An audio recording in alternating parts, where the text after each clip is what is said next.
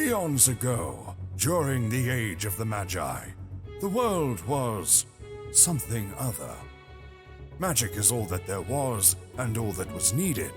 Legend states that a cataclysmic event brought a great frozen age to the world of Lacrin, and soon after, a new era dawned. Though they say the ancient magics of the Magi still lie buried and lost, scattered around the world, lie in wait for those with the courage to wield it to discover. Welcome to the world of Lacrin and the continent of Thelmecia. Noble knights, roaming orcs, mischievous goblins, and idyllic wondrous lands, just waiting to be explored. Now, a new peril aspires to plunge Thelmecia into despair once more, but not before a few unheard-of heroes take their chance at triumph. Welcome to Tablestory, Darkfire.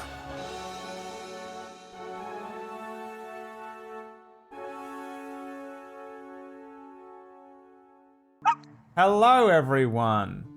We are in the right positions. Yes. Oh, this is weird. Wow. Are we? Yes. I didn't check, but it didn't matter. And I didn't need to mention that unprofessionally at the beginning, but I like to. I like to show my working, long division. Welcome to the ultimate long division test. That's right. Today we're not actually going to be playing D&D. We're going to be putting all of our players through arithmetic tests. Are you ready? Go. No. Do this. Bring it on. 7 square root of 77, Wax Steven. I don't fucking know. You could have said anything and I would have gone, yes, correct. I've no idea. I don't even know how to begin solving that. Thank you for joining us. That's the end of the arithmetic, and goodbye. I'm kidding. Welcome to the show, everybody. It's Table Stories Darkfire with your host, Magnum PI. There he is. That was your cue there. Going to solve some mysteries in Florida. Hawaii. Yeah, in Hawaii. You sort of do look like I do that. Tiger Writer Hawaii edition today. You look great, Tiger. Ferrari. Thank you. Thank you. He's streaming from Hawaii. He is streaming from Hawaii right now. How's the weather over there? You just told Jesus me. Christ. Hold on. That's what you get. What was that? That's exactly what you get. I think it was That is 100% what you get. It is not what was supposed to happen, but it is what you get. Damn. This So is savage today. It was the plane which he's currently on flying him to Hawaii. I love it. Oh, it's He's trying to do it again. Hawaii. no. I think something's messed up with my sound. Oh, okay. I think that's like what the actual issue is. I was like, what the fuck is What this? the fuck? Oh my Yo. God. Can we have a moment together? Not even kidding. Yes. What? Fucking Yeah. Stroop waffles. Oh, yeah. Holy shit, guys. Oh, this is yeah. life there changing. it is. I am gonna gain pounds, homies. You can thank the hell out of me. That's right. Dude, literally got my hot tea, got my Stroop waffles. I'm gonna put one over right now. Like, How we're is he's the doing it. caramel one? yeah, the caramel. This is the chocolate caramel. It's unreal. Oh, dude, it's heavenly. It's like so thick. I didn't think it would be that thick. And it's not a cookie. Fuck all those cookies. No, yeah, it's not. Ain't no not a cookie. Mm-mm. Okay. Well, I have to restart my computer real quick. But No. Not here. No, Oh. not here. It's just my other computer, so we're good. All right. Okay. Yeah, I was trying to play the Magnum PI thing a minute. No, please do not. It will shut the VOD It down. just- Yeah, that's exactly So what. LA, it hurts. Why is tea and Stroop waffles LA? It's not LA at all. I feel like that's like Because something you that eat somebody them else while you're in your Tesla, John. Well, maybe it's because I have a Starbucks mug. Maybe that's the LA thing. I did go to Starbucks before we started. And the fact that you're in LA. Probably. Probably Now I also want helps. tea. Yeah, go get some. I got some. It's Mint Majesty. You have time to go and grab a tea if you want to join That's in. too pedestrian for PB, John, okay? What? Mint Majesty. Yeah. It's What does that pedestrian. mean? It's Are you not calling me a expensive basic bitch, enough. PB? Oh damn. It's not. I guess so. Okay. Starbucks cup fit. Why is that a basic bitch, Whack? I don't Because your understand. tea cabinet is worth thousands of dollars. No, PB. it's not. Oh my God. You have a $1,000 All right. tea cabinet? No, I really don't. I really don't. That's pretty dope. John, they're A not meme talking that's about gone out of control. how much tea is in the cabinet. If we're getting to the realistic situation here. There's a Wait, lot what of is tea that? in it. You know, there's. Yeah, $1,000 worth. Whack has obviously heard and seen pictures. There's a lot of tea in there. Yeah. Yeah, but see, you probably drink. I don't drink any tea with Calculate for a second. She's like, "Oh, $1,000. is he right? Oh no!" See, I don't drink caffeine with tea though. Do you have I caffeine in your don't. tea? No, I don't. I do. You have Herbal. all decaffeinated $1,000 tea? Yeah. I'll send you some. Wait, is it the kind where you gotta fucking put it in that spoon and you gotta mix it around and like What's make wrong with your that? shit? That's the best way to make tea. I don't have 5 hours. All right. What are you talking about? I want it in a bag. Is it in Just bags? like if it's not Well, in a I mean- bag because he doesn't want to do it himself. And that's why your Oh. tea is pedestrian, John. Oh yeah. Okay. All right. Wait, do you do like the spoon or you got like a thing that's shaped as like a guy's dick and like you dip it in and it's like, oh, that's cool. I have the Titanic where you put it in and then you let it See, sink. it's one of those. Yeah. My But, dad for a white elephant. Story time. My dad for white elephant got it and it was a guy's penis. It was like this little Okay, I fake was like, guy and oh, it's all right. you gotta dip it into your tea to What's make the tea. happening right now? I thought you just meant in general, John. And then I went, okay, that we should have a discussion later because that's not what it should look like. But No. no, I either have the actual bags that you can put the tea in. Great, and some love of it. It's bagged, but some of it's loose leaf. It doesn't Loose matter. leaf. I don't care as long as it tastes good. I'm loosely. Loose leaf sinks ships. Like the Titanic, which is probably the most insensitive thing I've ever purchased, but I love it a lot. I knew it was bad when I looked at it and I went, oh, but it's funny. Look what I've got. I mean, it's pretty good. It is pretty funny. I make screaming sounds when I make it. Okay, too. that's fucked up. We should stop now. We should start playing. We should start playing. We should start playing. Like I'm all about dark shit. That's dark. All right. So D&D. Dude, that shit happened years ago, all right? Jack's dead. They're all dead. It's fine. It's fine. Jack's not. All right. So back to. Where do we go from here? I don't know. We just have to stop To a playing. filter song, that one that goes, "Where do we go?" Don't even sing it. What? Why are you trying to shut? Why are you trying to shut the stream down with your perfect cover? You can't sing songs because it will get claimed. Yeah. I hope I get something copyrighted someday for that. Oh, we will. The first thing that PB ever ran on this channel got copyright claims. It's true. It did. She was like, "Oh my god, you guys! I can't wait to do some stuff with you." And we were like, "Oh yeah, why not run a one shot for us, PB?" She was like, "Sure." Claimed, and we were like, "All right, Yep. she's out. She's never coming back." And then they fired me. It was beautiful. And then she threatened our families. And then she threatened our families, and we were like, "Yeah, sure, have Nocturne." Right. I had my And headphones that's up. how Nocturne was born. That's why it's so terrifying. You can watch it tomorrow. Copyright claims. All right, let's play some You ready? some Dund then. So today we're picking up Down by the Sea in a little side story, which is called 19 in Hawaii. 19. You are on the beach. Downwards. You have a beach volleyball under one arm. You have a Right. palanquin above you, casting a nice shade over your eyes, and you're sat on a sand beach All right. in Hawaii. In the distance, you can see Rin, Wait, Drift, we're actually going with this? Rin and Drift and Eero surfing. But the beach is pretty clear. It's beautiful sands, beautiful like sort of midday Wait, sun. no. What is that? Shark! Shit, there's a shark. That's a What shark. do we do next, Fred? What do you want to do about the shark? Well, I want to watch one get ate so they can burst out of it. That's what Drift would do. He'd get ate and then he would burst out of the shark. I would not get AIDS. All right, Drift, give me a dexterity What? saving throw. Gonna get What's ate happening? right now. It is die, you little bastard. Please let us play D&D. Can we play some D&D? We are playing it right now. We are playing D&D. What's your Wait. problem? I'm in the middle of Give me- beach right now. A dexterity saving throw for the shark. Okay.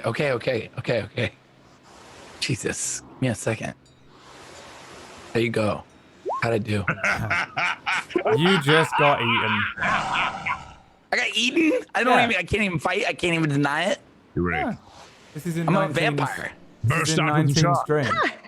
This was Oh, this is 19 dream. stream. This is a dream that 19 had at one point. Unfortunately, in the real world, there is no such thing. You're not by the beach, really. No. Last time, you started moving up the mountain Yeah, you introed it. towards the gate of This is gonna be rough. Darkfire. And you're on this mountainside. The mountain that you came from when you first came out from the Gate of Fire right at the beginning of the campaign had exploded basically and erupted kind of like a volcano, and there are rivulets of lava running down, though the fire, the lava, everything has a purple hue to it like it did with the original fire. Are you still playing Magnum PI Hawaii sounds? It's a fan, I think. What is that noise? I turned it down, okay? It's hot. That's why I'm wearing this very light shirt. I thought it was I thought you were playing I thought that was the beach sound. I thought you were that was playing whack. beach Hawaii sounds, yeah. No, it's his. Now, the only sound I have keyed up for today. Turning my fan off, and if my butt starts sweating, I'm turning it back on. Right, well, yeah. Can't you just point it at your feet or something? I don't know. It's pointed at my feet. It's just loud. I got a nice microphone, okay? It can't be that nice. You can't control picking up background noise. Your noise gate is really low then, Tiger. We'll fix it later on. I can still hear it. It's going to drive me Oh, that's insane. not me then. If you're still hearing it, that's not me. Meet yourself. It's him. It's you. It's totally you. What is that noise? Oh my god, I fucking know what it is. Oh, What? You can Wait, see is the it your wind maid? pushing It's- the... It's the It's vacuum. Alexa playing rain sounds in the other room. Oh my god. This. Right. And you couldn't hear it because he had the headphones Because on? I fall asleep to it, so to me it's very relaxing. So it's really never there when it's always there. Is it still on? Well, yeah, I can hear it. Alexa, pause. Shut the fuck up, Alexa. All right, hold on. Let's see. I don't think it's that. Yeah, it's not that, Tiger. It's not that. Oh, that I don't. It's when you What the get hell close is to your mic. happening? Yeah, it sounds like the ocean. It really does. Let me kill the background noise. I want to know. Sounds like. Hold on. Is it me? Why has it stopped? No, Brad, it's was still it there. the background noise? No, I it's can still hear it there. still. It's just fainter.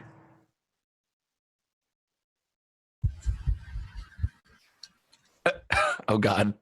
What's happening? Fan that he's got pointed at the microphone. Was it that little fan? Was it the little fan? I don't know. Was it the little fan? Yes, it was the 100%. little- All right. Last time you were climbing up a mountain. You were climbing up. People listening to this on MP3. Can you? Yeah, actually, I will take all that out. Can you just bring us in again, please? What? No, keep all that in. Well, They I mean, love like, that. Okay, the whole thing. I don't know. Don't they like And our this- personalities for who we are? Well, yeah, but No. I think what it comes down to is PB hates my fans. I What? hate them as well. That's fine. You can all hate my fans, but they keep me cool. No, I just mean the ones that are subscribed to you on Twitch. Sorry, guys. Oh, Can yeah, you hear you? I'm having a stroop waffle before we start. All right, let's begin the actual game. Welcome to the Dungeons and Dragons portion of the game. Last time you were climbing up this mountain, it exploded into purple fire. It's running down the mountainside. You arrived from your various planes of somewhat semi-half-death to Warzone, basically. There were the Rose Guard forces pushing up the mountain. They seem to be in a large-scale kind of conflict with a bunch of orcs that just out of nowhere, as far as you're concerned. You helped them out. It was Captain Stonesworn and his group of soldiers, his platoon of rangers and soldiers that were hunting these orcs at the beginning of the campaign. And then once you had actually defeated the first sort of wave of orcs here, a second wave came in, led by this giant albino half-giant, half-orc known as Gothgirl, the White Colossal, playfully named Gothgirl, which gave him an extra 100 hit points every time you said it. And I didn't write that into the character sheet. How much did he pay you for that one? Vertigo Gaming did. And a lot, okay? I need a new house.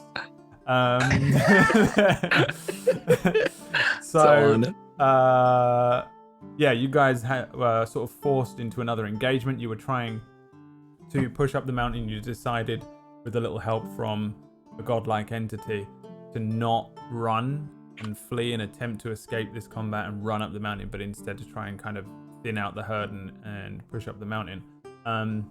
You, for the most part, dealt with the majority of the sort of orcs that are on the outside of the orcs and the Eyes of Grumsh. But Gothgirl himself, the big orc, has done a lot of damage.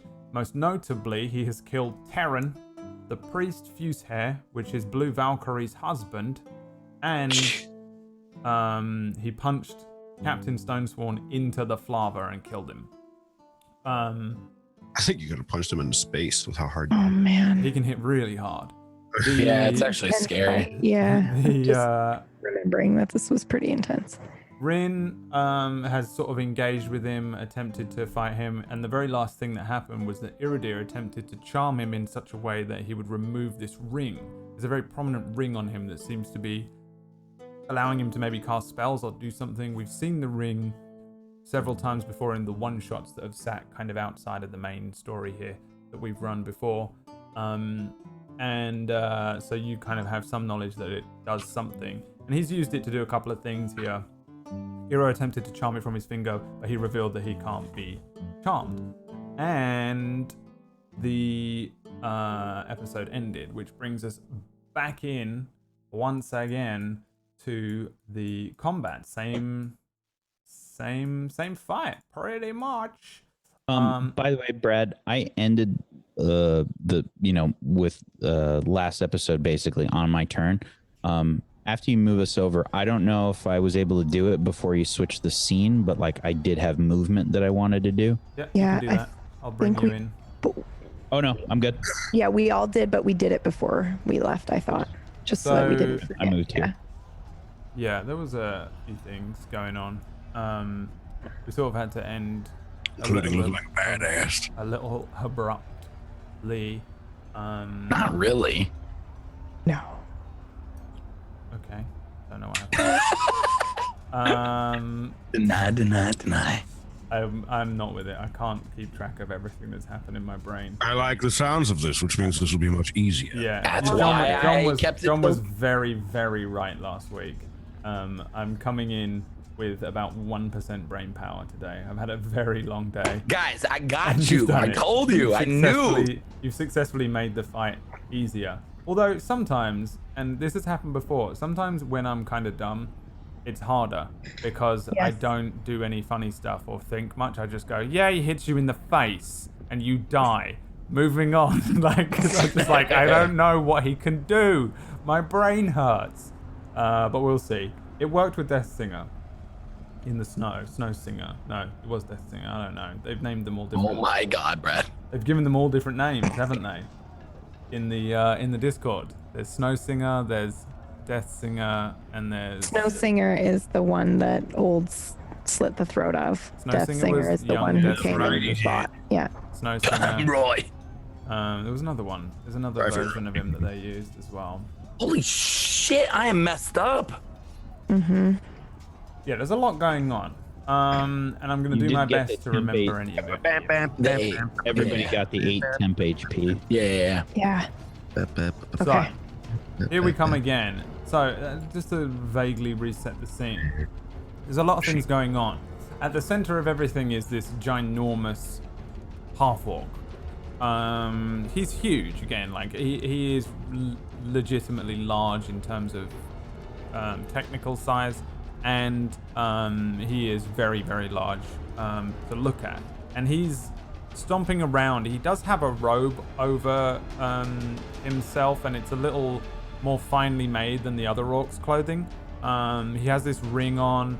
He has some armor that seems to be under them, and Rin noticed as well that he had some tattoos that were similar to the tattoos that she and some of the other members of the cult of Praeterita have, that is led by Deathsinger. And he's stomping around and he's just flattening people. You told McKinnon to move out of the way, so we probably see McKinnon skirting around this boulder in front of her. And she runs up and towards where you are, Iro, in a kind of like wild escape to avoid being crushed by this giant orc. There is 19 and Drift are up towards the top of the battlefield. Drift, you were running towards him, I think. You had a plan. I think you were kind of mirroring this other figure which has come into the fight, Stubby Stoutboots. Stoutboots, the dwarf from the very beginning of the campaign, the merchant who had all the stories, who was murdered by Deathsinger. This guy has showed up with vengeance and a bottle of whiskey. And he's got this very nice, large, ornate bow, which he's been firing wildly and kind of just running at the orc, believing him to be the murderer of Stoutboots, his brother. Iro, over here, people throwing javelins at you. There are a bunch of orcs on the other side of the rivers of Flava. A bunch. Over here. A bunch. And Rin is standing in the Flava. We also have a couple of the archers around, including Blue Valkyrie, who doesn't really need healing, and Red Archer. Not to be confused with the Red Arrow, because that is a... we don't own that property legally. So it is just called Red Archer, and it doesn't look like the same DC character that we all know and love. Just buying myself time. Give me a sec. Okay. What's Brad doing? Shut up. I'm going to try and kill you all now, but first, McKinnon skids over to the edge of the Flava here and turns around, pulling her bow out. She knocks an arrow and aims it at the giant orc. Now, do you all remember which extra characters you were controlling? I gave you each another thing to control. So as long as you remember all of that, we're good to go. And I will roll for McKinnon as she fires an arrow towards Gothgol. And that is a 20, which is a hit. Oh! And then she rolls an extra d10 because they have the option to add an extra d10 either to their attack roll or to their damage. So she is going to deal a grand total of 9 piercing damage. As an arrow launches forward, she skids to the edge, turns around, off goes an arrow towards Gothgol here, and it strikes him, and you see it kind of draw blood as it hits like a chunky shoulder portion of exposed flesh. Brad, how's Gothgol looking? Like, just overall, is he still looking beastly? Give me an insight check. I mean, it's not my turn. Is that okay? Yeah, give me an insight check with advantage, just for everybody. You all have the same. You all have the same idea. So he's looking kind of beat up. Like, he's got a lot of wounds on him now. He's got several kind of bruises and swellings. He's got some cuts going on. He's got a lot of arrows in him. 24 for me. John's was advantage because it's for all of you. You're all doing it. Oh, So you okay. all get a 16. So you all see this. Okay. He's got a lot of wounds on him. But he came in with a few, as if he'd already been in the fight for a few hours, like most of the people that were here on the battlefield before you. And yeah, he looks like he should be dying, really. He's got a lot of cuts and bruises and wounds, and some of these arrows look like they're buried deep. He's got various sections of his robe which are cut, and they're thick, kind of like welts and dark blood kind of running down him, suggesting that he's got these deeper wounds from swords or something previously. That being said, although he was moving slow when you first met him because he's very big, he's moving as if he's not even wounded. Berserk. But he looks beat up. He looks beat up. Either way. So, yeah, you get the sense that he's, you're looking at him like this guy should be dead. If you took the amount of wounds, relatively speaking, and placed them on your own body, you would be dead, kind of thing. He's just a beast. He looks like he might be a bit of a beast. Red Archer, who was in control of that one? You, John. That's me. Great. So the Red Archer is gonna. Can I see him from where I'm at? Or do I have to just climb up like right here? Yeah, you can pop your head up. It's probably only like 10 feet, so you can jump up a few feet and poke your head over the top, kind of like being in a Great. trench. So you see the Red Archer just climb up to the top and just instantly activating Archer's Eye, and is gonna fire at Goth. At the Goth. It's a big Goth. Fire at the big boy, trying to bring the big boy down. Yay! What is that? 19. 19 is a miss.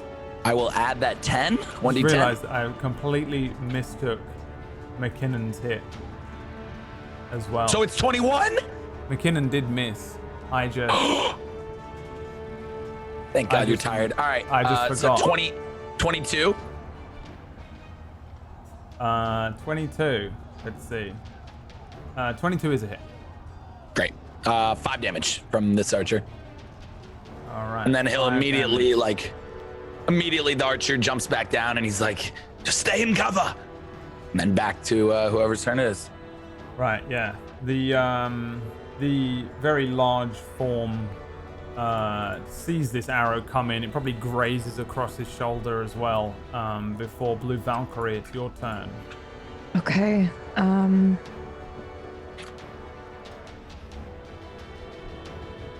Holy shit.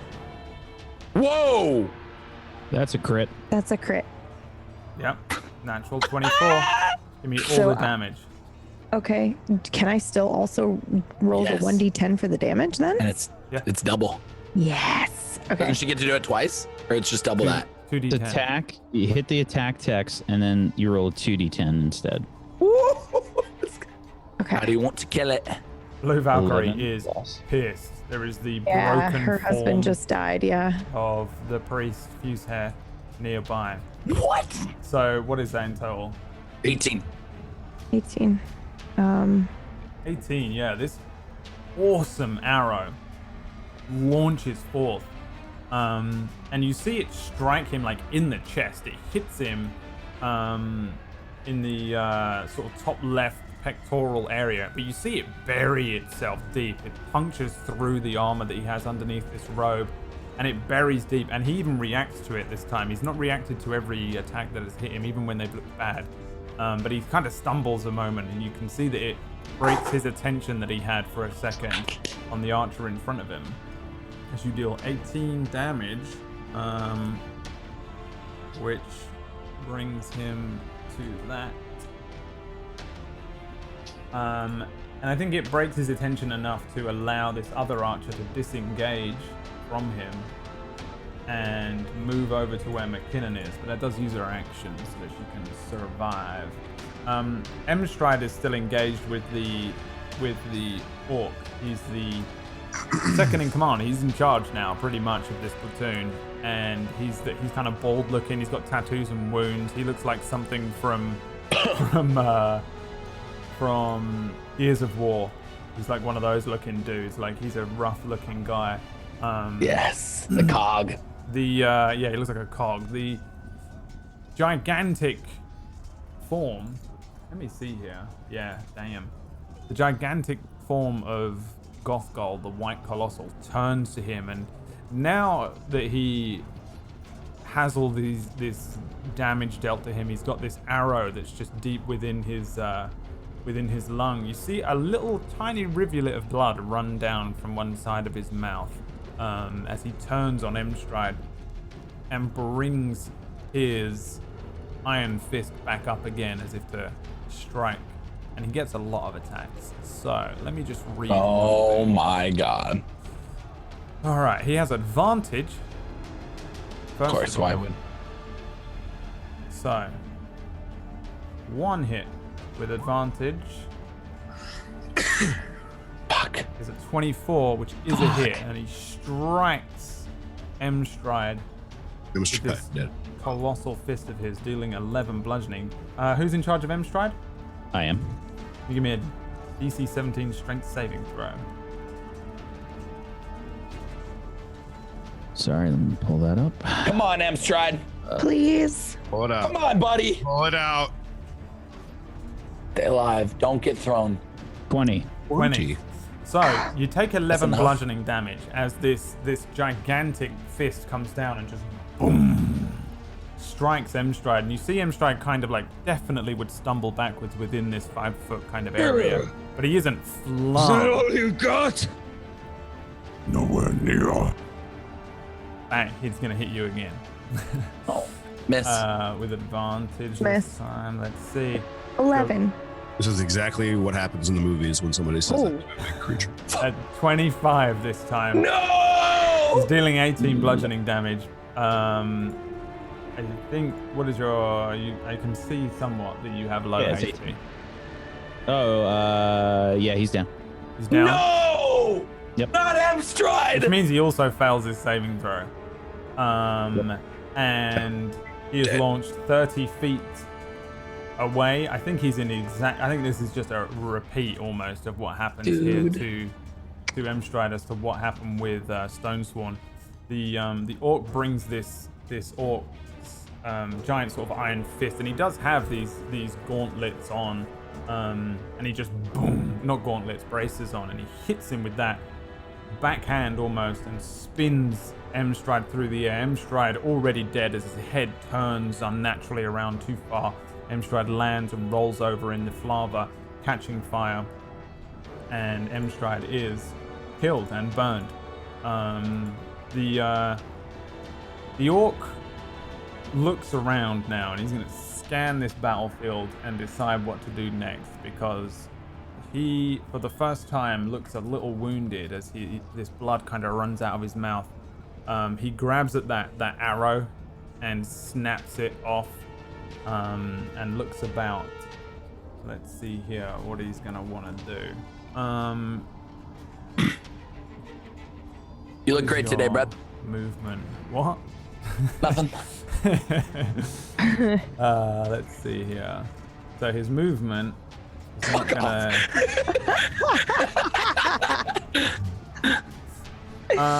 His movement will only carry him this far towards McKinnon and the other archer. Great. He moves.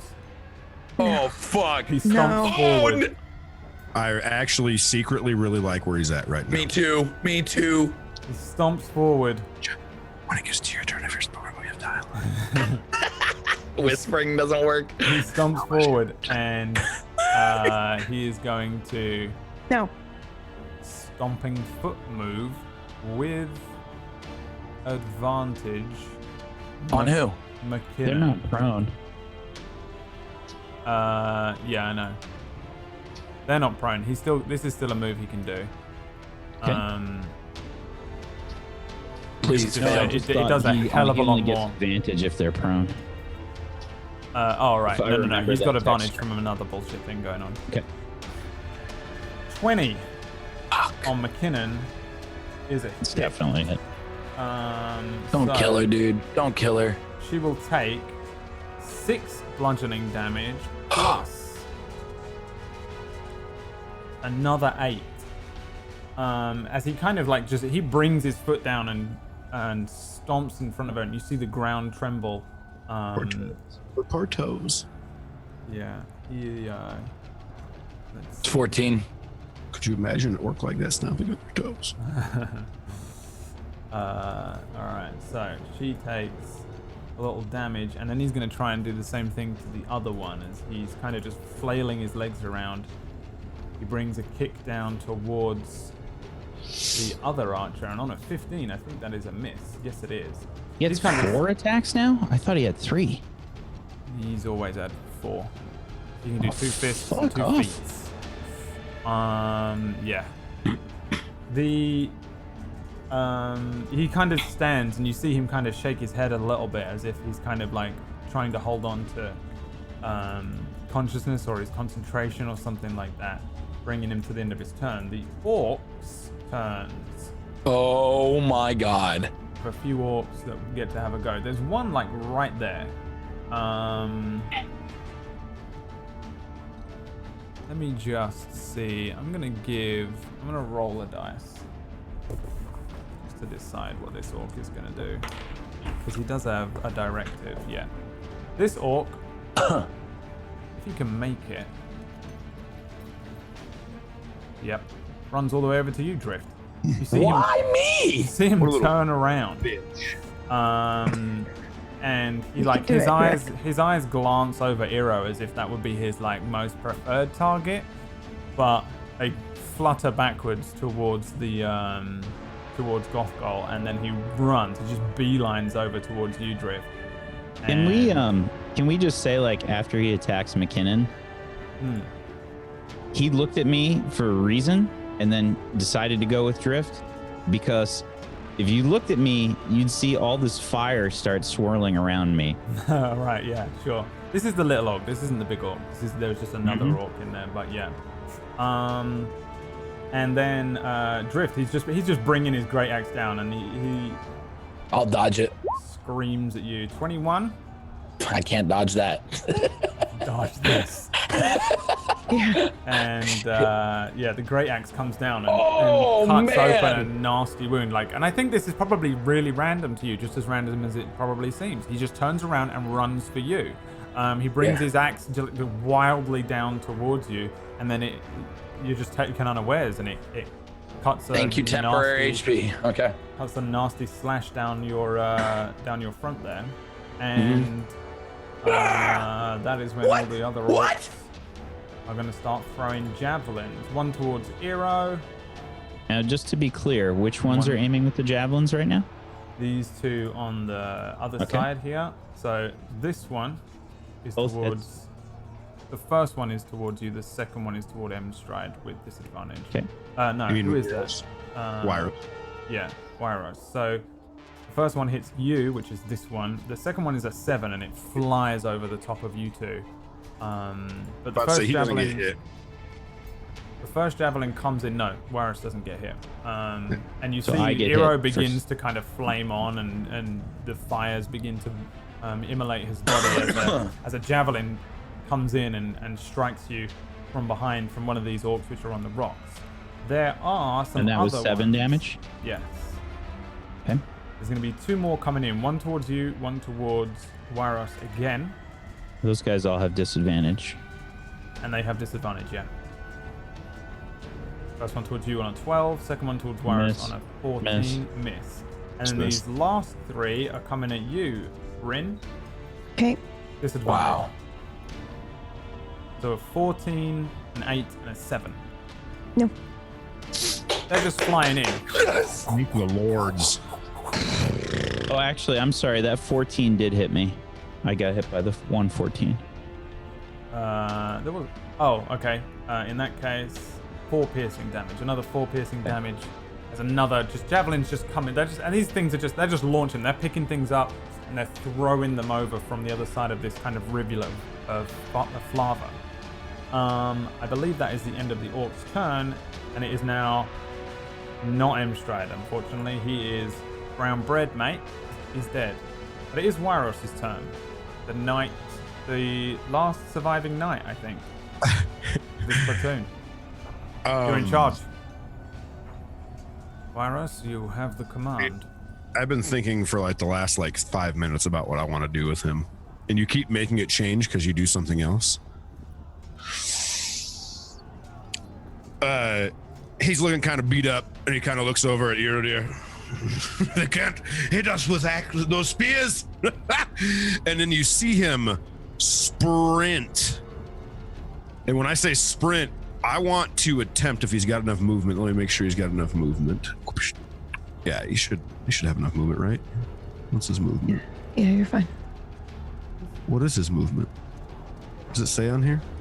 Should. Wyros, I think 9 to 30. Okay. So 30 is not enough then. 30 feet. 30 is not enough then. They do have heavy crossbows though. Oh, they do, don't they? 30 not enough? Not enough to do what I was going to do. It was going to be really cool. Unless I can use my action to do 2 things, which isn't how D&D works. So, let me just look at one more thing then.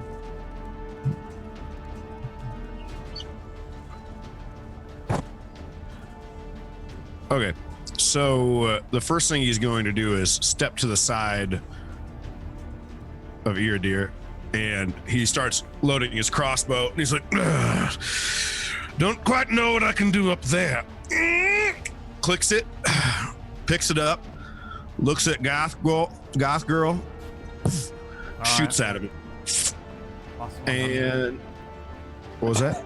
Plus 100 HP. You can't call him that. I don't believe this. How do I roll the? Oh, there it is, right there. It was. I couldn't see it because I'm 19. 19 is a miss. It does hit him, but you see it just kind of glance off of some of his armor on his back. Well, son of a bitch, I guess that didn't work. Wanna move? What do you think next? He says that to Iridir. I don't respond. You just see the fire increasing around me. He's quite hot, isn't he? All right.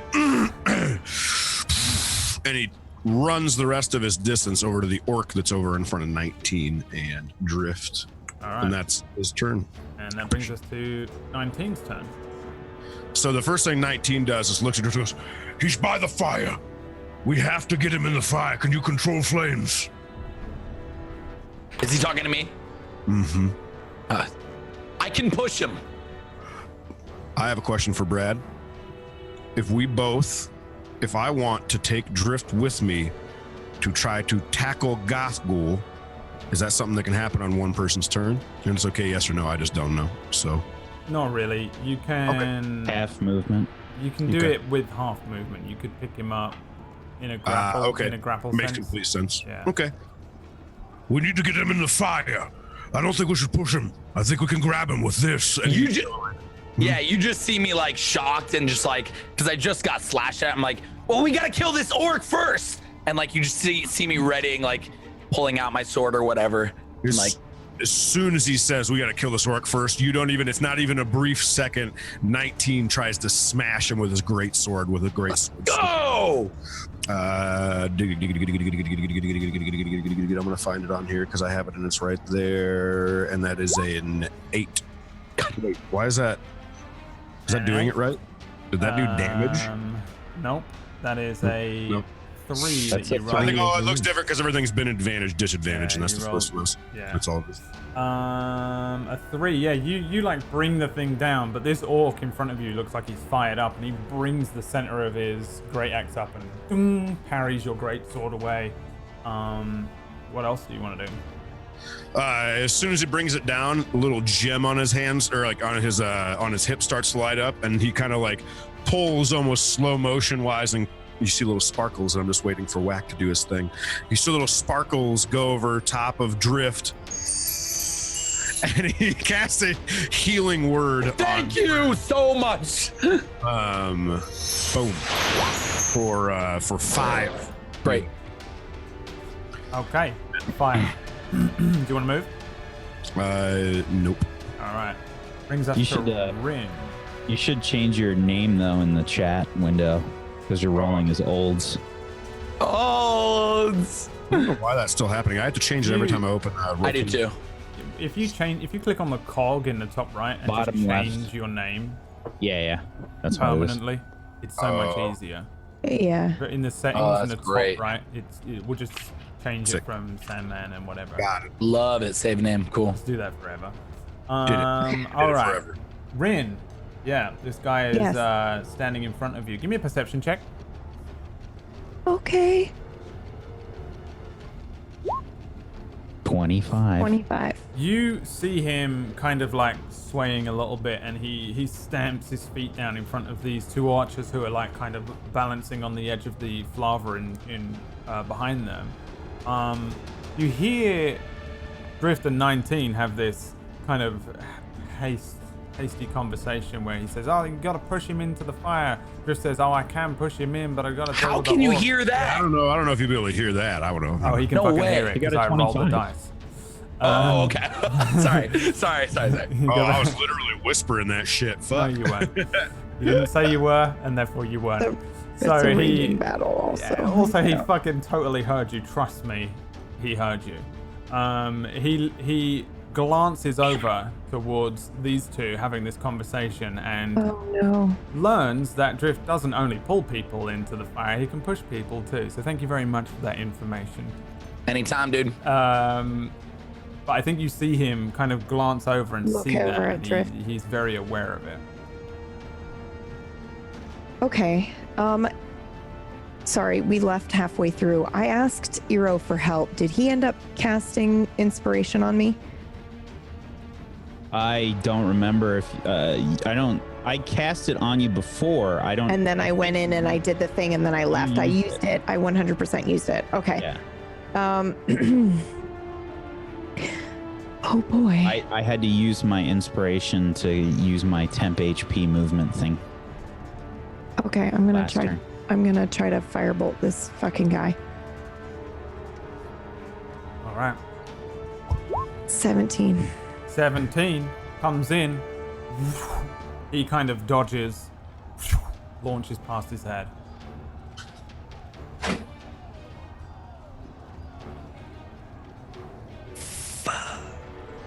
Okay, is there this priest down here that's dead?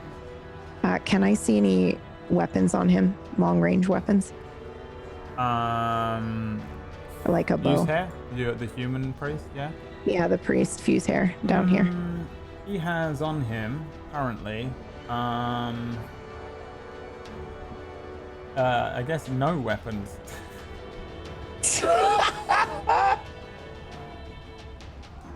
He uses spells. He's a healer. There's no weapons on him. Maybe he's got like a dagger on him. But he doesn't have anything. Okay. You're looking that's for it. arrows? Yeah, I was. Yep. All right, you're ending your That's turn. my- Yeah. Yep. All right, Drift. All right, so in the fight, can I ask you a question outside of, I don't know if like this is meta or whatever, you can tell me. Are orcs humanoids? Yeah.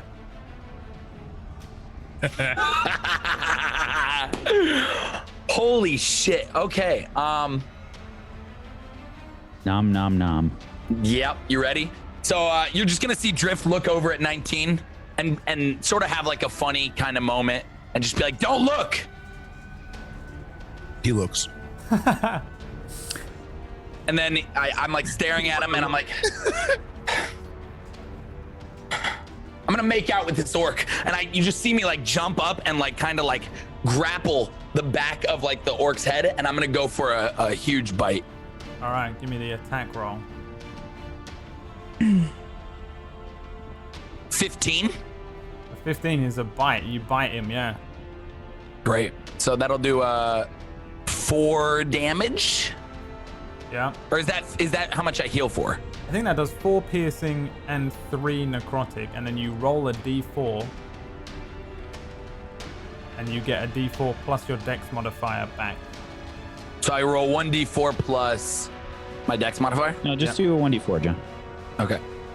You can, yeah, whatever. Whatever you 1. What's your dex? What's your dex mod? Dex mod is beautiful little. What is it? 3. So I get 4 HP. Yeah. What does this look like? This is awesome. I mean, it's literally like you just see me like it's so cliche, but like you see me just wrap around his neck, and you just see like the head, like the head just flaps like 90 degrees back, and then like on to the neck, and you just see like you just hear like a, and then it's just done. Yeah. And you slake in this blood, and it gives you strength. 19's turn. And you feel good, and it heals you. And this whole place, all these people, all these bodies, all this blood, all this death, all this chaos, this is more of a home to you than you didn't need that family. You didn't need these people with you. You just needed this, the blood, the chaos, the death, because it makes you strong. It makes you stronger. With enough blood and death and chaos, you can control everything. You can just become the most powerful being in the whole world. There. You don't need to worry about any of these things that you're worrying about. Right. You know? Yeah, of course. You probably feel amazing. Great.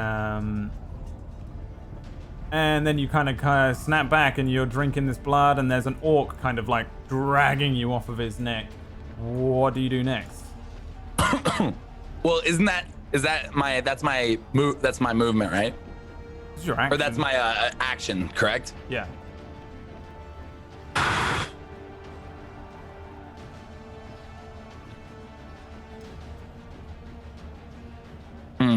Do it. I don't know what it is, but do it. Do it. I don't know what you're gonna do, but do it. Do it.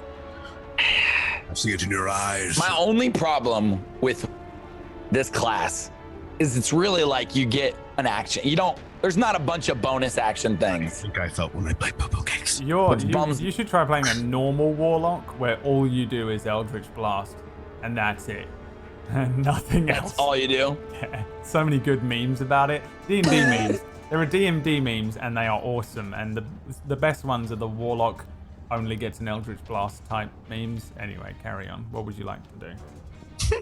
Hexblade is so dope, but yeah, normal warlock. Is this high up? That thing? Yeah. Roll me a D20. Okay. That's 20. how much it is in feet. Miles high. It's like 11 feet high at its highest point, but these are like loose rocks that seem to have come down and broken off of the mountain. It would be bouldering to try and climb up them. So you're gonna see Drift on him, and then you're gonna see me, if you're okay with this, sort of with this power and the blood. I just feel so strong. I'm going to push off the orc's chest and backflip up to the top, because I do have a new racial ability, which is, I can like pretty much hang off the top of walls, and climbing is no big deal whatsoever for me. Yep. So I want to, I know I'll give him an opportunity of attack, but you want to see Drift just like spring off and up this cliff And back. climb upwards. Yeah. I'll roll the attack first, because he for sure would try and hit you with the great of course. axe. 17. Is a miss. Oh, So yeah, you can do your movement up this thing. You don't take Great. any penalties for climbing now. is Great. it like I'm just going. It's Is it like very scuttling? Well, no, I mean it's very like the initial backflip to the top, and then he's just gonna you're gonna see him like looking down at the arc and go bye bye, and then you're just gonna see him like skirtle off like over by Stout Boots. Yeah, you fucking climb away. Great. And my turn is over. Wildly easily. Stout Boots is the dwarf which seems to be sort of chasing after Gothgol, and he watches him run across the thing, and he's just giving chase. So I'm gonna make him. He's actually gonna jump down because he's kind of crazy and drunk. I'm gonna make him do a dex check unless he has any other shit. Nope.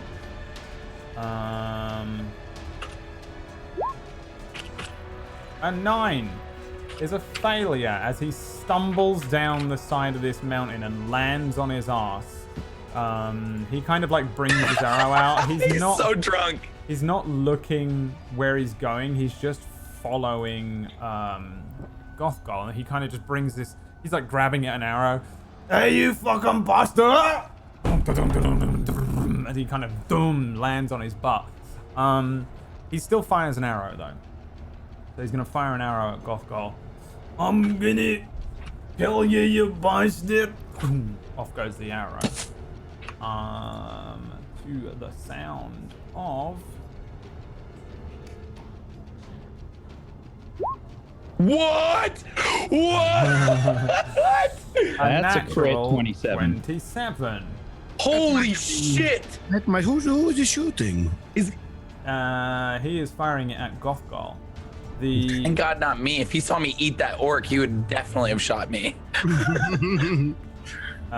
Which is a grand total of 21. 13 plus 8 for the bonus damage. 21 damage? 21 damage. Holy fuck! This arrow flies true. He hits his ass and just off the arrow goes. The huge form of Gothgol, the White Colossal, is just barely even aware of this drunken dwarf, which has been chasing him around for a while. And the arrow strikes him square in the back of the head. The giant orc stumbles forward. His eyes, Rin, you see one of them kind of rolls up into the back of his head a little bit. Suddenly a load of blood runs out of his nose and he falls forward.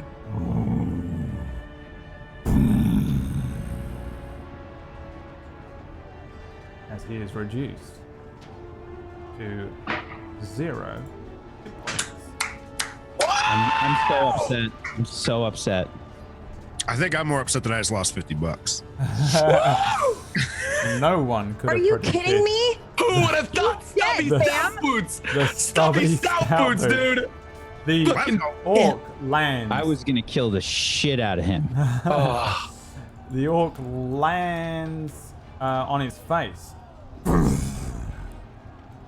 McKinnon probably barely dances out of the way of it, just jumps out of the way as this orc hits the ground. But it's not over. You've still got other orcs and stuff to deal with here that are throwing shit at you. Stubby Stout Boots is kind of looking through one eye and on his ass. I don't. Wait. I'll get him. You did it! I'll get him. Oh, You God. got him! You You got big him! bastard! You big bastard! Hey, the harder they fall, the bigger they are, eh? Fucking hell. And he kind of like attempts to stand up. Iridir, it's your turn. Oh my God. You're just gonna go. Well, now you don't have to cast that spell here, dear. It was gonna be. I had a really cool thing planned. Fucking son of a bitch. Okay. Yeah. So I see Gothgol hit the ground. I'm like looking frantically, like at McKinnon, making sure she's okay. And this fire is just like channeling through me. Like I think I probably look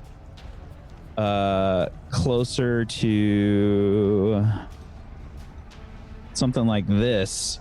Like it's just bubbling up like all over my body, like so much fire, and it channels through my fingertips as I just yell,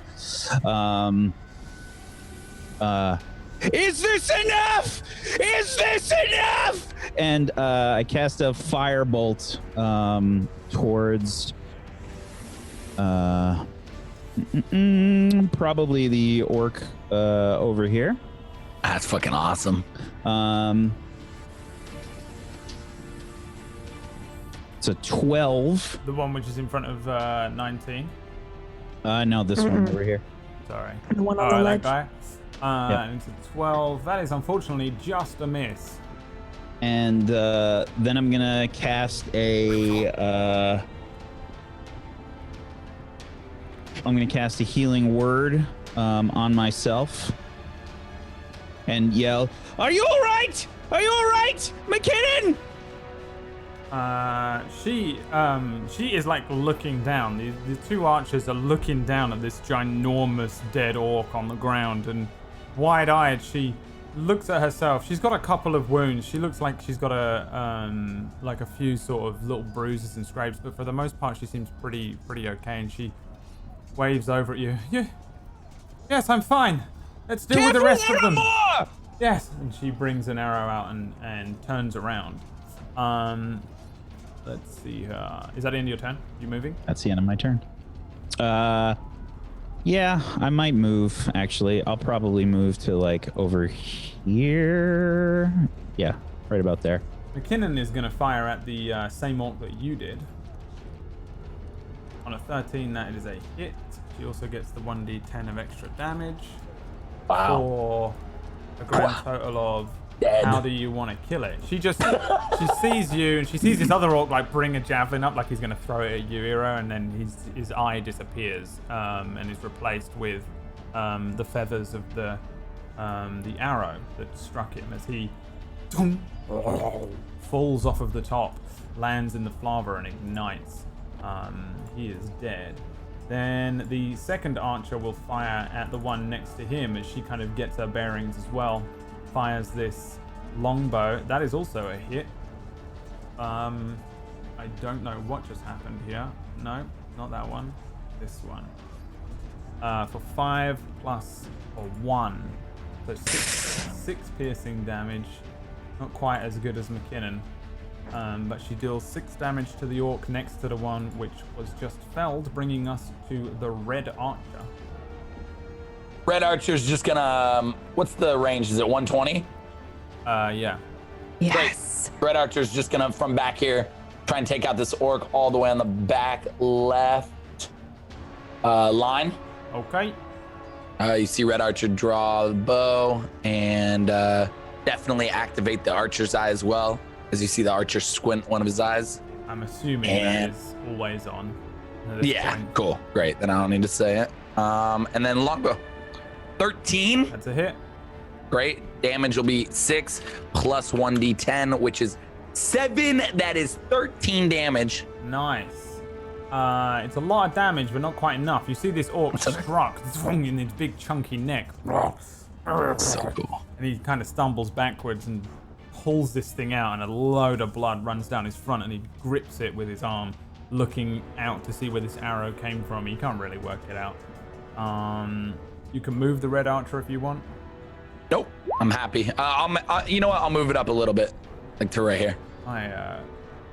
Roll 20 is going crazy today. I'm sorry, chat. People watching on the stream, it's like the map is bouncing all over the place. Where it's trying to catch up with me moving it around. Lou Valkyrie, it is your turn. Yes. I also attack that same orc from back where I am. All right, give me that attack roll. It's 12. 12 is a miss. You can roll the d10 to add to that attack roll there. All you need is a 1. He's really slow right now too. 10. Oh! That's a hit. Yeah. Give me the damage. If you roll 2, it dies. Will it not let me just roll damage on the longbow? Oh, there we go. 8 piercing. Yeah, how do you want to kill this orc? Let's have... Oh, probably not. Can we just have him spin into the lava, please? Like the arrow hits him on the shoulder and he just spins around and falls into the lava and like burns up. Absolutely, yeah. Yes. The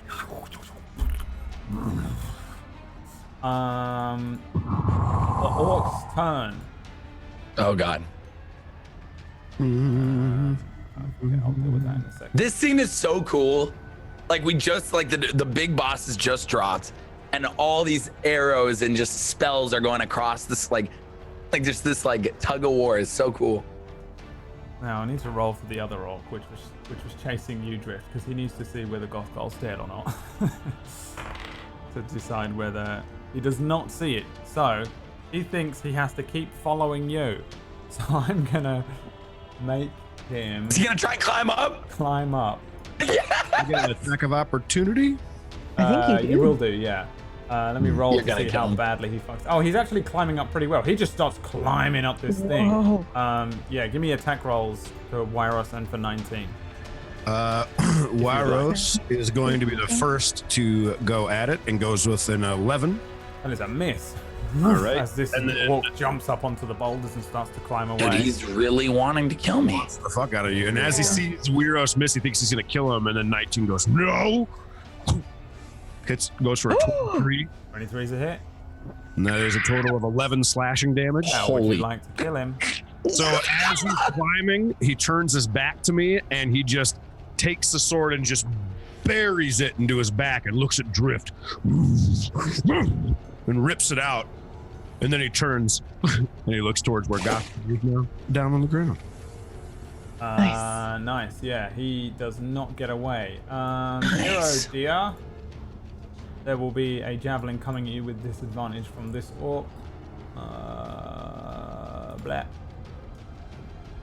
Wow. Natural 1 is a miss. Let me see what Can you happens please then. roll a d20, Brad? How about you roll me a d20, John Sandman? All right, no problem. He There you fucks go. up, throws it too far. 20.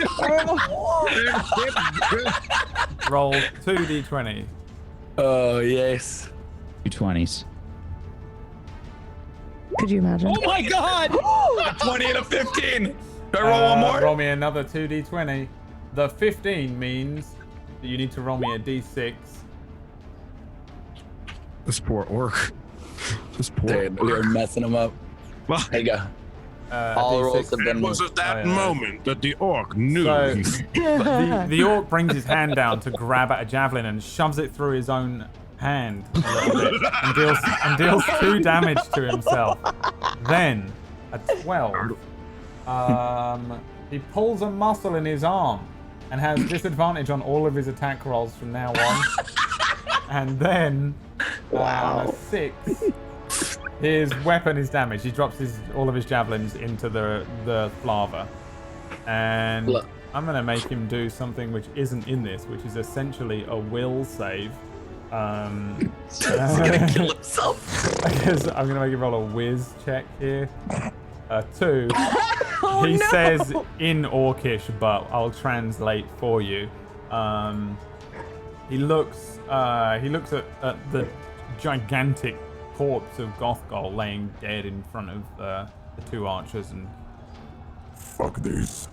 he turns around and To run? uses his movement to run. He just starts running away. I think it was about then. The other orc, This is great. however, Yeah. can only really attack Rin, I think, so brace yourself. I'm bracing. Let's see. They can do... Maybe they can't all reach you, but... We'll see. Oh, they can. 1, 2, 3, Yeah. 4 they can. javelins coming at you. Let's see here. Do you want to roll yesterday? 1, 2, 3, 4. There's another natural 1 in there, but let's deal with that last. Yeah, How many 21 will hits? hit. 21, 18, 9. Nope, just the 21. 21 hits. Don't they have disadvantage, Brad? Oh yeah, they do. It's a 16, a 10. They all miss. No, nothing hits. Yeah. All right, roll me a d20. The failure orc. What's your AC? You got AC higher than 16? Yes, I do. Wow. I don't know how she does either, but sure. 7. All enemies are made aware of your location, which is already the case. So, yeah, all these javelins continue to fly over.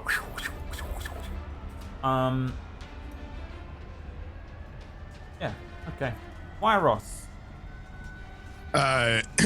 He sees 19 stick the sword in the back and he goes, "Well, you got that one." And he turns and he kind of looks over the battlefield and goes, "Whoa." Like kind of like a hysterical, scared out of his mind, thinks we're winning kind of laugh. And he runs over here and he loads his big ass crossbow again and shoots the orc that is closest to the dead orc across the river.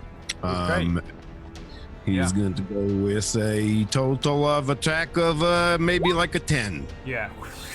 Launches over the top of the orc that you were aiming This is for. why I hit people with weapons. 19's turn. 19 looks at Drift. I'm gonna cut his head off. And he, the first thing he does is uses all of his movement to get over by, same kind of area. Is he talking about the main guy? Yeah, he's gonna cut fucking Gothmel's head off, or attempt to. We'll see how that goes on our next episode. Anyways, you kind of see him for the first time. He starts like kind of flaming up a little bit, but he doesn't completely flame because he's not going to turn the flame on himself. But in fact, he is going to do something a little bit different that he has not done yet. He is going to cast, that is the wrong thing. I need this. He is going to also cast a firebolt. But first I want to make sure I know, the distance is good enough. He's going to throw a firebolt at the same orc that he just tried to shoot at. That so long since I've heard you say I shoot a firebolt. Did it make you kind of emotional and a little nostalgic? It did. You have advantage. Oh. It's a forced inspiration point. He goes with a 21, and then if that hits, which I assume it does, is 9 fire damage. 9 fire damage. The orc in front of you sees this firebolt launching towards him in the shape of a strange sort of satyr, and hits him, and he stumbles backwards, his hide armor kind of igniting a little bit around him. After he hits him, he screams at all of the orcs. What was it? He goes, "Your leader is dead! You're next!" And he points at all of them, and he kind of just points across all of them, and he takes his greatsword and he kind of goes like this with it and puts it away and pulls out his sword and his shield. Just kind of looks at them. Give me an intimidation check. Contested intimidation checks. You got to beat a 3, a natural 1, or a natural 1, 3.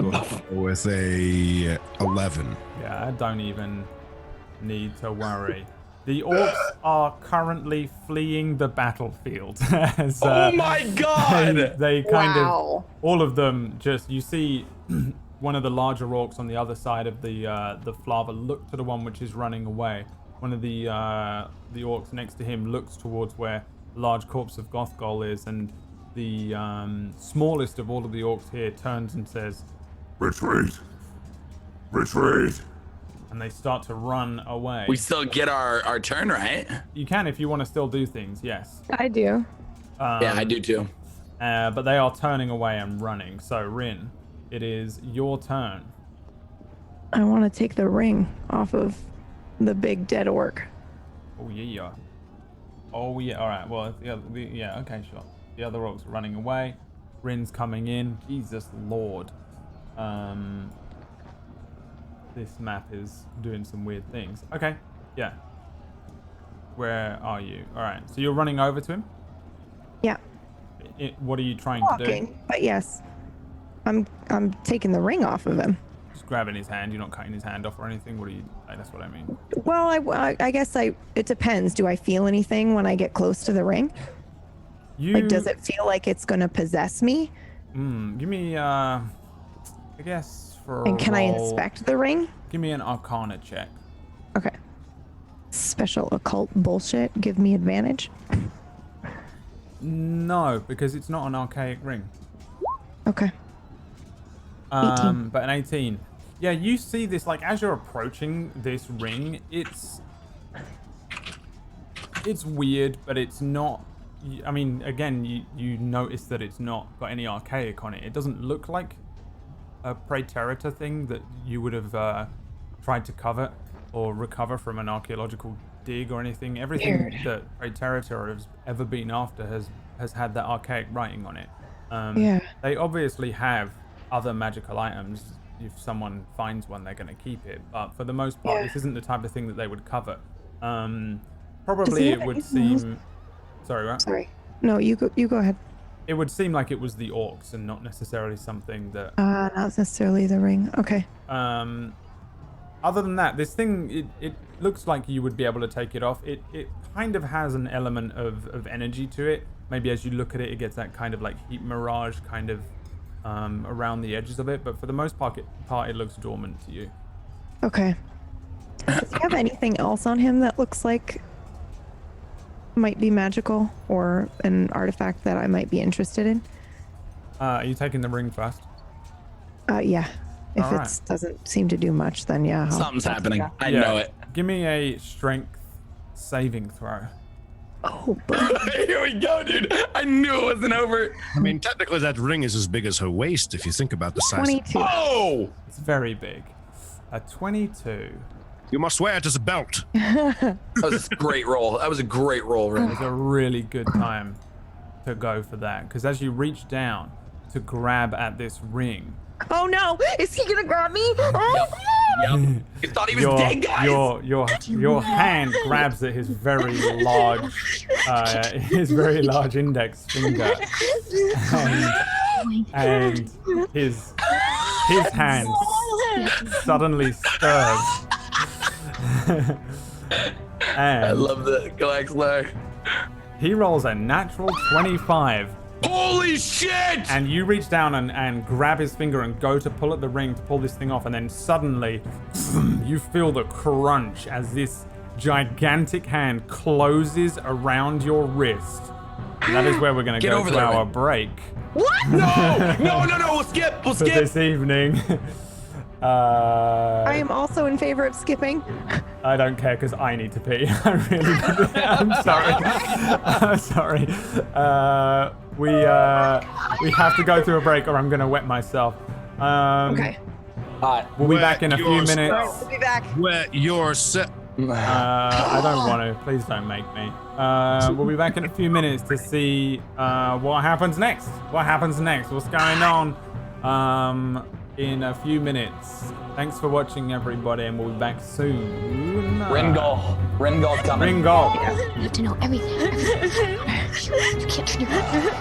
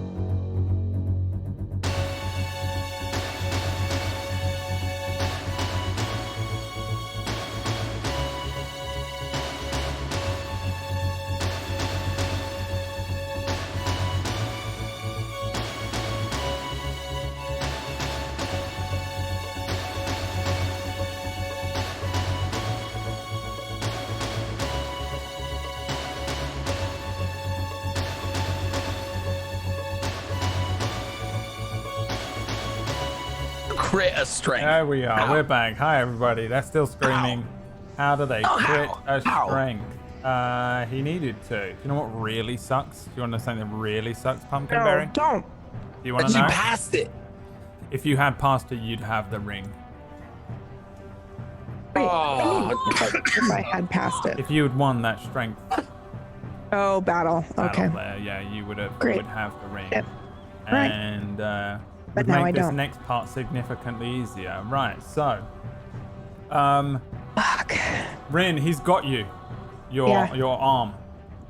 Okay. And he's on the ground and he starts to stir, but his gigantic arm has got you in a vice-like grip. It probably Can I really punch him? hurts. Yeah, you can. You can do. Yeah, Could I give him a I can good... do my turn? Or, I think you can. okay. Bless you. You kind of just reached down and then suddenly he grabbed you. It didn't really take your action necessarily. You get advantage if fuck's he's sake. prone. He is prone. He's- I'll give you Bless a little you. thing. Advantage. Yeah. Bless you. Oh my god. Wow. Anybody except A Pumpkinberry. 10 Wow. and then a That's 10. okay. I do get two attack turns, so I can do that again. But still, like, what the French If you get toast? 2 more 10s, I'm leaving. You get 2 more 10s, you instantly die. 26. Nice. Okay. And I'm gonna spend a key point to stun him, please. Let's go. Stunning strike. This bitch. So he has to do a Constitution saving throw. Doing it now. 10% fucking damage, please. Oh yes, that too. 17 on his con save. Oh yeah, that beats it for sure. Fuck.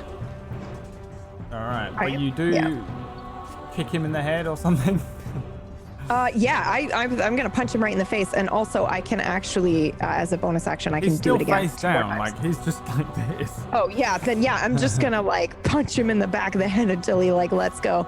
So I will actually, let me just make sure that this isn't, this is a key point, I believe. Bonus action, flurry of blows, right? Yes. 1 key point to make 2 more. Okay, all right, we're going again. Oh, please, for the love of Pete. 23, 23 is a hit. Come on.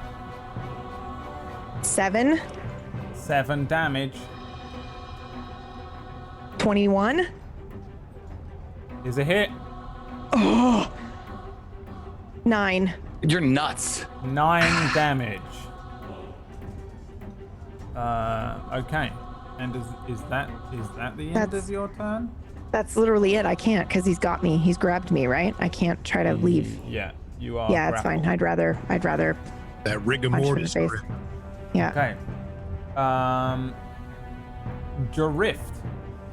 Your turn, my boy. Brad, can I ask you a question? What is your question, my child? If I push the orc, will the archer go with, will McKinnon or the archer go with him into the flava? Or Rin? Well, I'm not, the direction I'm in, it would probably be bottom archer who go into flava. Don't matter. She's on fires. Could I yell I am naked to and the on archer fire. to move? Naked in a tea. Yeah. Yeah. I could? Yeah, but they wouldn't move until their turn. Their turn. Can I ready my blast until their turn's over? Yeah. I could? You can hold an action, yeah. To go off on a certain trigger, Yeah. so you can say, I hold my action to fire my Eldritch Blast until the archers are out of the That's way. exactly what it is. Okay. So I'm gonna yell out, but then he's gonna know. But whatever, doesn't matter. It doesn't matter. I'm gonna yell out to the archers and to Rin, Anyway. and I'll be like, "Clear the path! Clear the path of the Step lava! aside. Move to the side! I'm gonna blast them!" And you're just gonna see me start swirling up my Eldritch Blast. So I'm gonna ready my Eldritch Blast to go off once they, or at least the bottom one moves because it's a straight line. So I really hope that bottom one listen. Okay. So Well, I will probably also shout at them to move out of the way. We can speak during this time. okay. It's McKinnon. I don't want to. And then you're gonna see me start moving by Eero. Oh wait, can I run while yelling that? Yeah, and still ready my action, correct? Yeah. Great. You can only choose one: walk, talk, or fire. And I'm gonna get like Easy going. right by Eero, so it's more of a diagonal down motion on the because it's gonna be straight. Actually, no, I'll go right here. Okay. Then it is Stubby Stout-Boots' turn. He's on his ass, and he is shouting over towards you, Drift, and you, Eero. Is that big bastard moving? He's back up. He's back up, is it? There So am I then.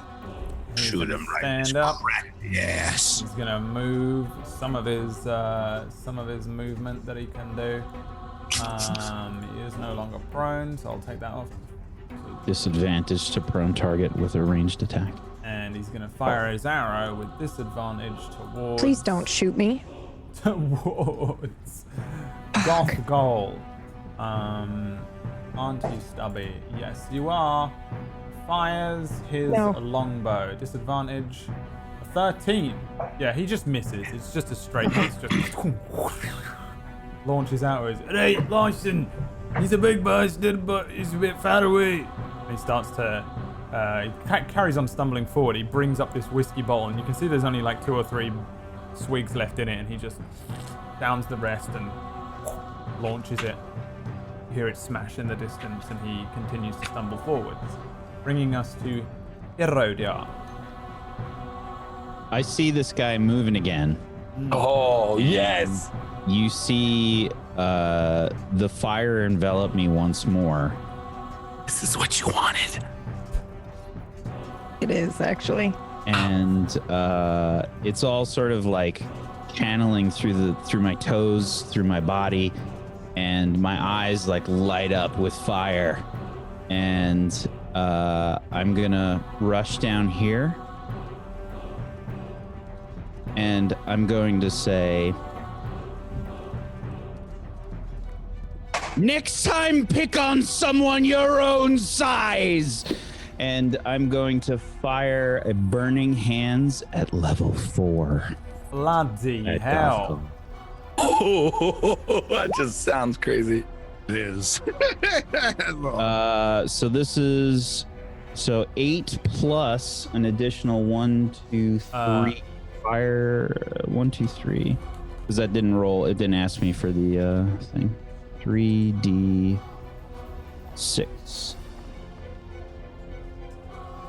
Sorry, I'm just checking the spell here. I think it's an extra 3d6. 1, 2, 3. Yeah, an extra 3d6.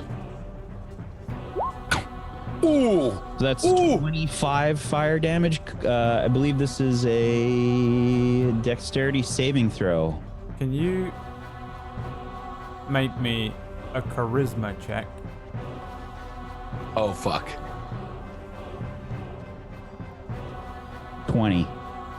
The ring that is next to Rin glows. Next to your face, Rin. Starts to make this very strange noise. A counter spell goes off. Fuck. But it is not successful. As all this flame, Level 4.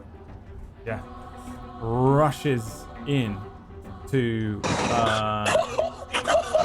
hit Gothgol. His gigantic form is enveloped in flames. Oh my god. You hear him cry out as well, like from down. Burn! Burn! And it was how much damage? 25? 25. Nice. Yeah, there's this huge amount of flame overtakes Gothgol and just Do I cooks see him on the that ground. that his ring tries to counterspell, or no way I would know that? I'm just thinking for my spell, what that I'm gonna cast on. I'm You like, can make an Arcana check. thank you.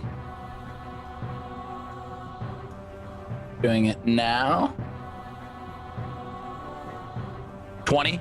Oh, thank God. I think you're not expecting it to be like you've seen counterspell maybe used before. People using like potions or like It was used on scrolls or me things, in that and in like the people last battle. say things, but you see that the ring tries to stop this spell. You can see like at first it maybe flickers or something, or like the ring kind of absorbs a little bit of the flame as if it's trying to stop this thing from happening.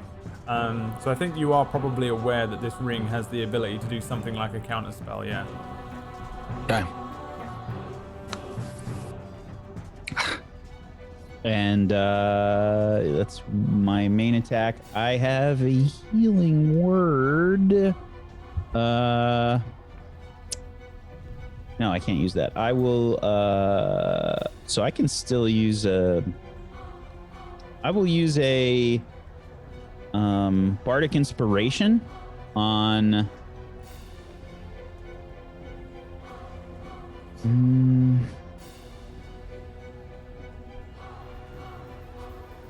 I'm gonna say on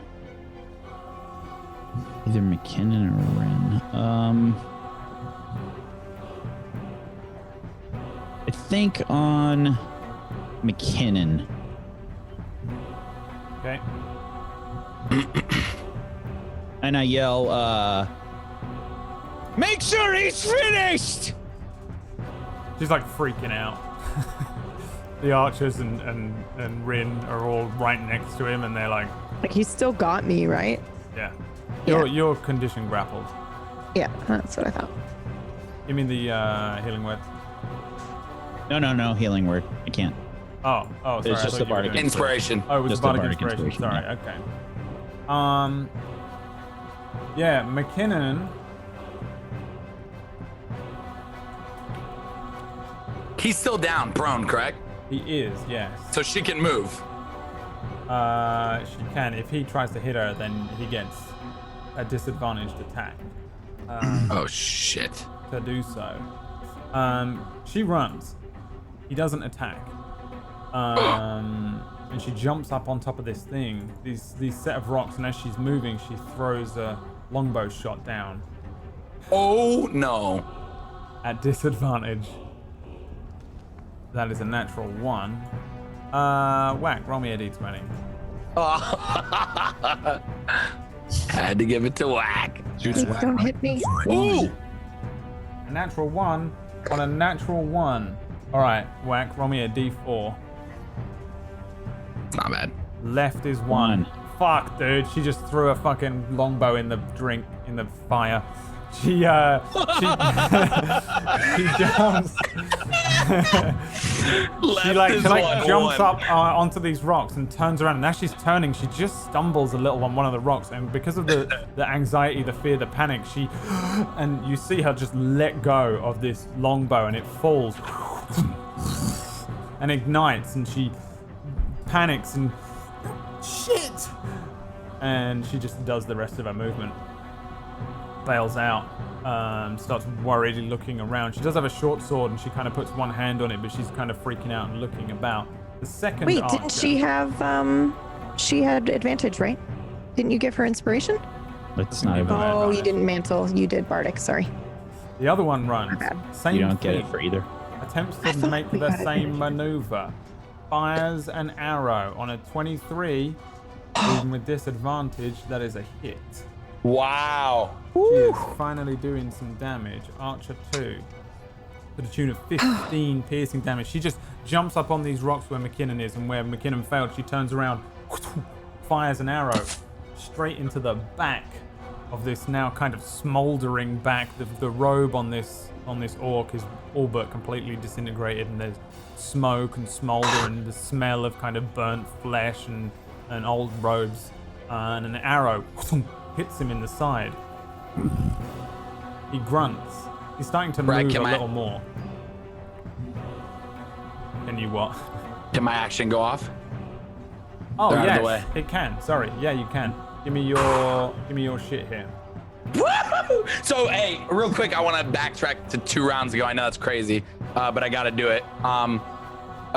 So all of a sudden, just because I'm new in this body and everything, all of a sudden you just see like my skin as I'm running down start blistering and like popping a little, and I start taking a little bit of damage. And I notice that because 19 casted healing word on me, normal healing actually does damage to me. I can't get healed. That's something in my racial profile that I start noticing. So all of a sudden, like these blisters start popping on my body and blood pours out, and I'm like, and I realize it's from the healing word. So I take 5 damage. Just gotta play it fair. And then I will throw out my attacks, my Eldritch Blast. Idiot. First one, Yeah. 25 Bam, it's a hit. with the push. And that damage is right there. And then I get another one. And that is a 25. Bam. I do 11 damage plus Go. he gets pushed. I hate to be an asshole, but it is disadvantage Why is That's that? true. because it's a ranged attack. It's one So hit it's so far. just a 25. That's Ranged fine. attack I with got this. disadvantage. Yeah, on you the hit him. You gotta Yeah. make You can, give me Oh, dude, I another. don't care Give me about that. another I got disadvantage another. attack. Give me another 20. disadvantage attack. Get But, another 17. disadvantage. Roll again. It doesn't matter. That's not gonna hit. No, you have disadvantage. That's so true, you yeah, might. never mind. It, yeah, So, it's 17. 6 Even force if you damage got better first. than that, it's not Let gonna me hit. just do Yeah. that first. So, and then He gets pushed Then he gets in a straight line from where I am. Straight line from where you are, and it's how much? 10 feet? 10 feet. Oh, Right into yes. the fucking face. Yes. Come on! You Is that enough? you One see square up. the huge form of this orc glide across the ground with Rin in tow, and he kind of rolls over, and you see his eyes kind of open up and start to look around as he's pushed across the ground 10 feet partially into the flava. Oh no, he's gonna be Two-Face. He rolls over, and then one side of him just ignites one of his arms. Give me, what was it, 3d10? Yep. Give me 3d10. Do it. Light Goodbye, him up. You piece of shit. 11. God damn it. Okay, that was pretty 11 bad. damage to We always get ones in those. I feel know. like. It sucks. Goal. And that is the end of that turn. Bringing us to Red Archer and Blue Valkyrie. Red Archer first. I wanted to kill him so bad. Whose turn is it right now? Red Archer, right? Red Archer, you, yeah. Great. Red Archer's just gonna bring back the bow and be like, what? What? And then he's just gonna fire at the Gothgall. 7. Roll 1d10 to try and make that better. 10 damage. Or 10 hit. Just a Nothing. complete miss. He just launches high. He's freaked out. He's never seen anything like this. This poor archer saw Actually, a an orc 9, come you back have from dead. disadvantage, but yeah. Blue Valkyrie. You also Okay. get an attack. Disadvantage. It's a ranged weapon, right? Which is why you have disadvantage. Oh, right. So 11. 11, Oh, you I can can roll a add 10 d10. to that, right? Yeah. Roll a Archer's eye? d10 to it, yeah.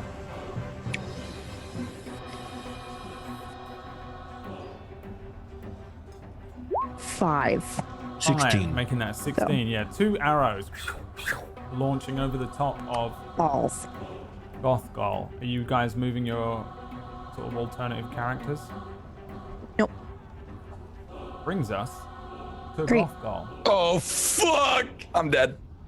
First of all, You're dead. He's holding on to me. I was about to say he's got her wrist and her Oh, wrist. did you get dragged with him? Yeah. standing up, and he's like patting at the flames, but he starts to move. I didn't know that. Wouldn't he take damage again on his turn? Yes, give me 3d10, Griff. Yes. Come on. take him out. Rin, Please. I have you. I need got your you. help. Oh, that was 1. I'm just gonna do it 3 God. times. 2. God damn it. It's always a 1. 11 again. Same roll. Sincerely, always 11 damage. Not enough to kill him. No! No! Fun. He jumps up, grabbing Rin, holding Rin, moves. Let's see here. So You moved when you take another damage? Just being honest. Ooh, do I? No, I'm grappled. I was like, opportunity of attack, but I can't. He's he moves literally over here, bringing you He's with coming him. for me. Rin. Yes, sorry. I'm Drag moving. yourself with him. Yep. He's holding I got you. it. I got it. Mm-hmm. Am I covered in And- flava? Can I just like wrap my legs around him and cover him in flava? Sorry. Not really. He's probably just dragging you with him like a doll at this I mean, point. I am on fire. You are. Is he hurt at least for that? Fuck. All right. The other arm reaches down to his side where he pulls out a kind of a pole arm looking thing, brings this pole up, slams it in the air, and the both ends open up to the double-bladed axe that he had. Huge axe. He looks around. He's all burnt up. He's got arrows in. He's got one in the back of his head. He's looking about at each of you. One of his eyes rolled back up into his head, right? Which one was that? His left eye, but it's back down. It's super bloodshot. He's got blood running from his nose, from his mouth. His lung shot. He's got all these wounds and cuts. He's partially on fire. His right arm is just destroyed from flame. You can see the boils raising up. Rin, you can smell the stench of this kind of burnt skin. He brings out his great axe, and he is going to attack you, Rin, with the double-bladed axe. One attack coming in on a 14. Yes. Nope. One coming in on a 25. Oh yeah. Dealing 15 slashing damage. He holds this axe out and just... Now you all die. wound. Brings it across your stomach. Probably opens up a terrible gash. 15 slashing damage. Then... Yeah.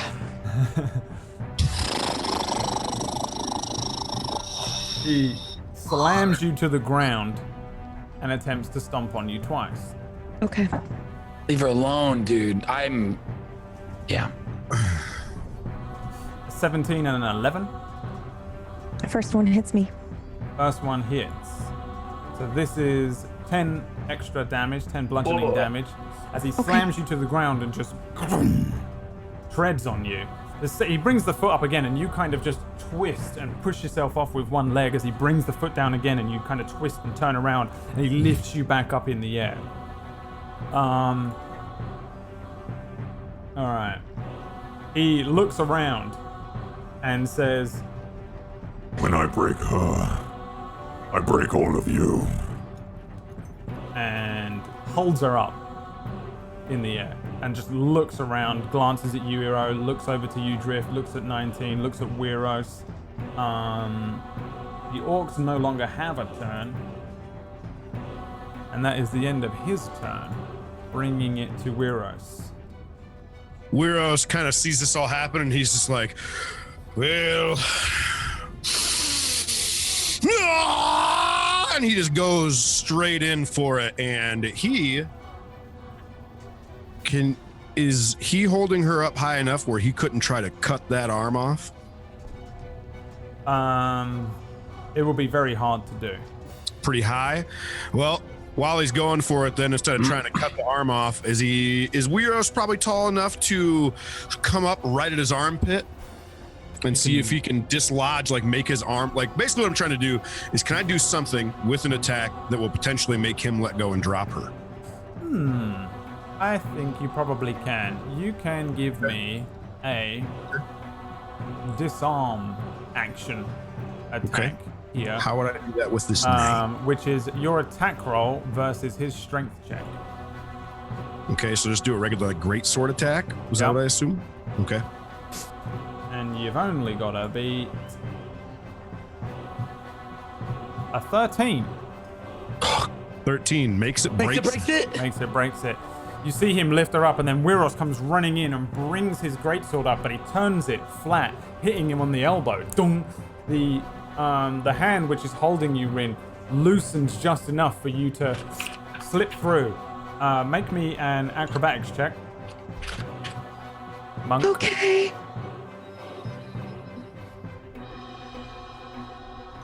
15. Yeah, you land. Dung! And you are not prone anything. You land and you're fine. You're not grappled anymore. Okay.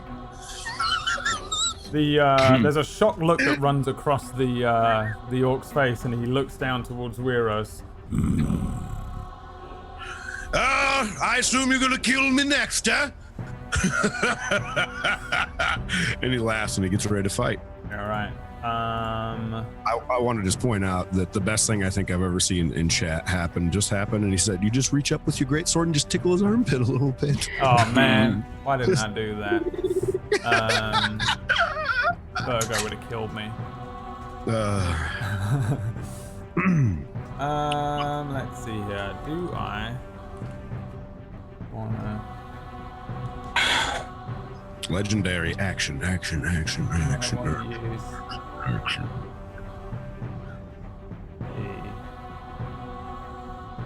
Yeah.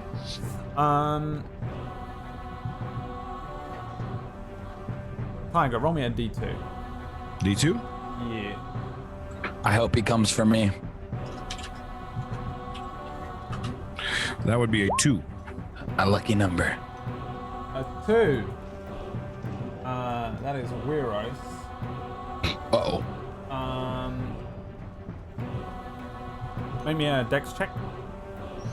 For Wiros? Yeah. 13? 13. You see the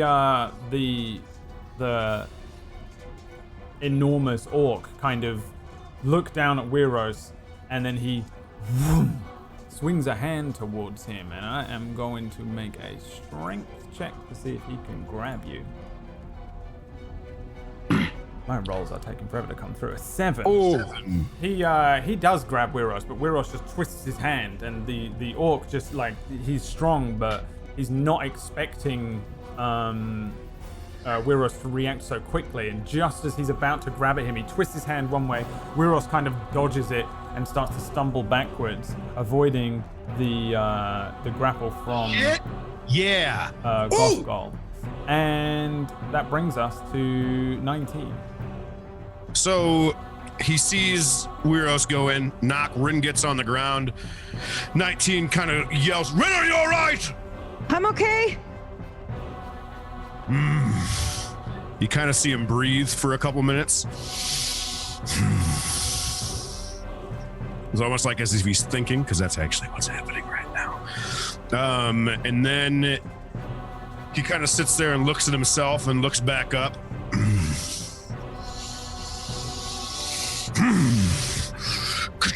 Hits the sword and the shield together. You see a big shield pop in front of him, and he casts as a bonus action Shield of Faith on himself, giving him a pretty wonderful AC. And then after he does that, he just kind of looks up, looks at Wiros, looks at him,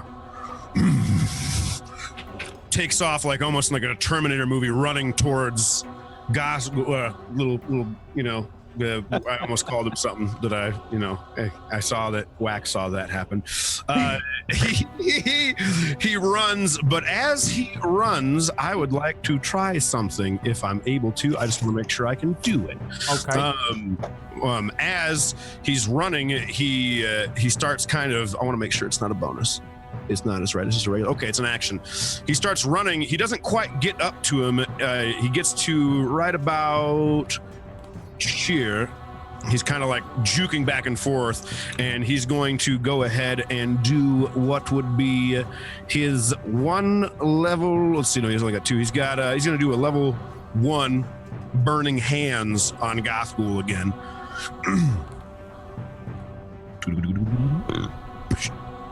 It's gonna be a 9.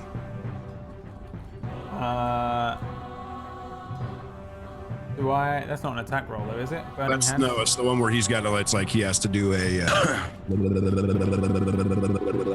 As you hold your hands and your thumb touching your fingers spread thin as something in 15-foot cone. Wait, hold on. 15-foot cone for burning hands. Oh. No, that's what I'm saying. Like I had no clue this first time. Yeah, it's a 15-foot cone. So basically, the angle that you're on. Yeah. Would be. You would not do this. Yeah, I would definitely not do this. Obviously, if it was a. You can move to the other side if you want. This. You actually miss everybody. Oh wait, really? Yeah, it's like that, and I think it goes down. If I were to do it, okay. Yeah, well, it's this. That all that green is where it burns. Then we're just gonna do exactly what I was gonna do in the first place. We're gonna run up and try to fucking stab him with a sword.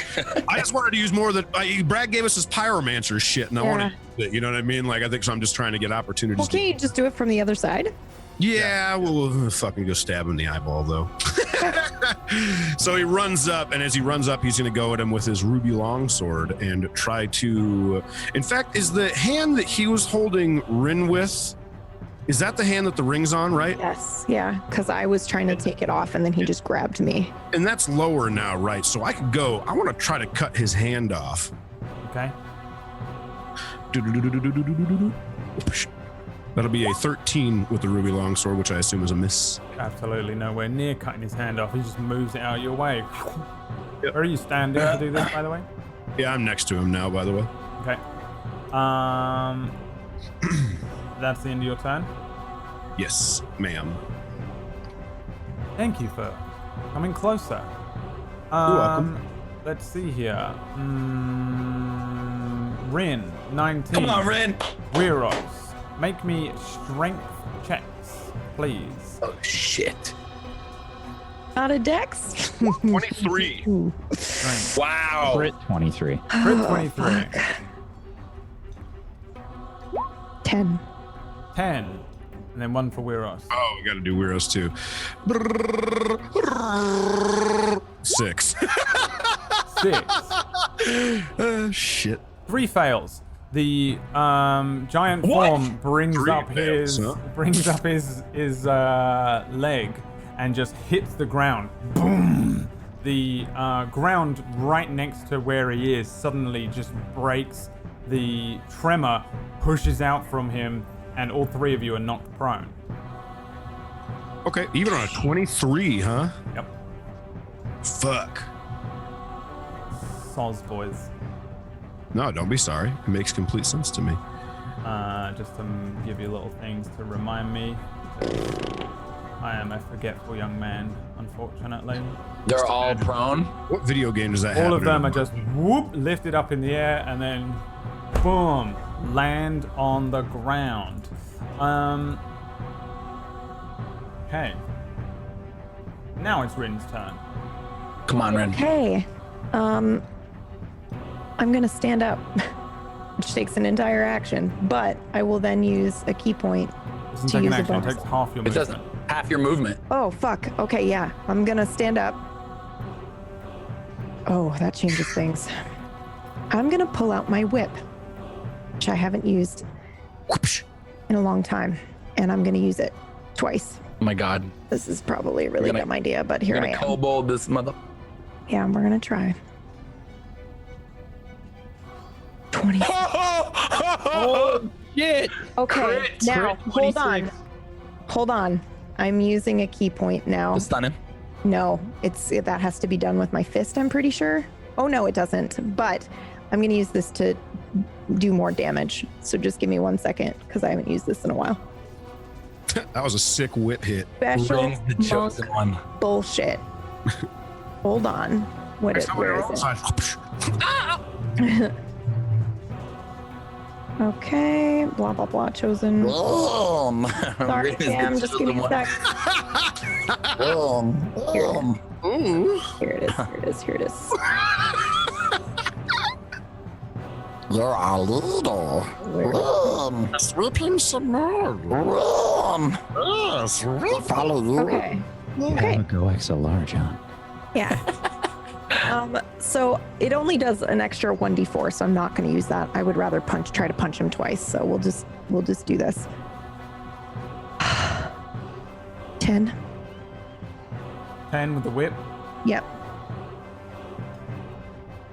So I'm going to go again with the whip. Oh God. Just crit again. No biggie. Here it is. 16. 16's a miss. Yeah. Yeah, the whip lashes out and it launches this horrible laceration up his face. Across by his left eye, this wound opens up, this welt then suddenly starts to bleed and run. He's at a perfect straight line that runs down left-hand side of his face, and he looks at you once more, Rin. And Rin isn't prone anymore, right? I'm not No. prone. I still do have a bonus action though. Do I run or do I try to punch this guy? I mean, Stay or should I go? oh my God. What would Rin do? Rin doesn't know how many hit points she has. Okay, I'm going to punch this guy twice. 21, 21's a hit. 9, 9.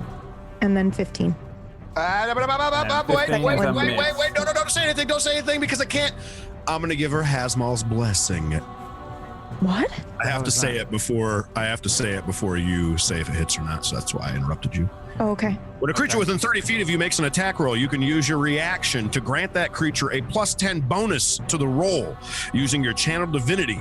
You make the choice after you see the roll, but before the DM says whether the attack hits or not. Oh, So that's a 25, which makes it a hit. Give me the damage. okay. Let's Then go! I'm just going to use a key point to stunning strike him twice also. So let him please, I will use my last 2 key points for that. Let him roll twice, please. Oh, On fail. Give me the damage. Yeah, on the last hit. 6. 6. All right. And then you still got to roll attack rolls, right, to hit? You guys all have that? No, you have to roll a Constitution saving throw. Or have I got to do it twice? You put Yes. in for both of these rolls? Yes. With my 2 punches, I am using key points Okay. to make them stunning strikes. First con save. 11. Just 12. Is that it? Is that enough? Yeah, that's enough. That's enough. How does it look? So you don't have to spend the other key point. I don't have to spend the other key point. Okay, so okay, wait. I want to see, Tiger. What is it like when you give me this blessing? Like, what happens? I would say that like you whip, right? Like you whip Yeah, him and I then whip you him. wrench back to whip again, and I see him kind of look like he's like, ooh, he's like going to grab your whip, and I would say at this point in time, it's almost like I reach up from prone, and I kind of like you see a fire fist grab his wrist to Okay. stop grabbing your whip, Okay, and then and that enables me to actually just use my whip as leverage to pull myself forward, and then I just punch him twice right in the face, and I'm gonna punch his eye, his bloodshot eye. So maybe that stuns him enough.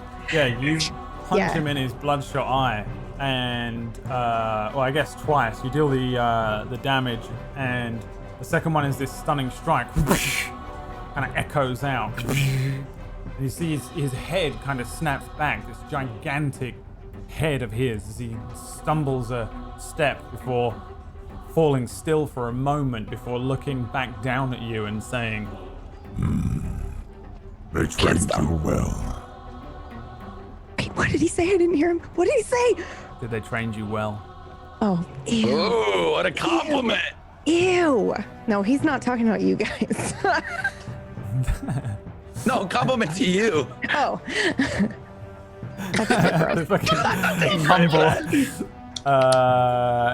Is that the end of your turn? Yes. Drift. Yes. drift, do it, you can do it, finish him. Ooh, drift, do it, Question. finish him. If you hit someone who's stunned, I don't know if Drift would know this. If you hit someone who's stunned, does it break the stun? No. No. Oh, great. All right, so you just see me once again, like just I swirl my finger around. I'm like, come on, orc, back into the fire, repelling. Or I'm gonna blast them again. Okay. And with a Eldritch Blast, and I have advantage, right? No. Okay. Because you're not by him. Come on, please. I need to hit this. 20? 20 is a hit. Oh, baby! So he'll be pushed on this one for 1 damage. But then the other, it's okay. The other Eldritch Blast goes off as well, and it's 15. So 1 damage, but pushed back into the fire. Yeah. You push him 10 feet, and he kind of stumbles one way. You see him kind of try and stabilize himself before he steps again into that fire. What does he? Hang on, he was here. Does he get 3 attacks of opportunity from Weiros 19 and No, he's stunned. Oh, He's not in the that's right. fire. No, he means from getting pushed away. Yeah, I think it specifically says in John's spell, the target does not get attacks of opportunity against it. Okay, cool. So that would be some hella damage. It Yeah. doesn't say that.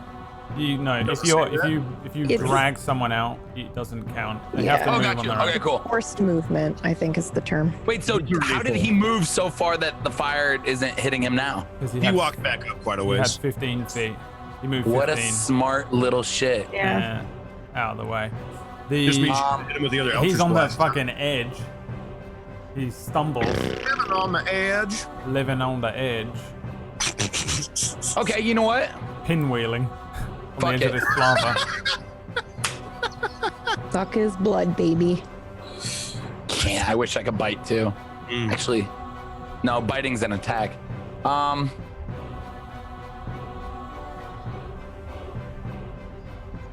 God damn it, Brad. Oh, that is true. Attack rolls against the creature have advantage while they're stunned.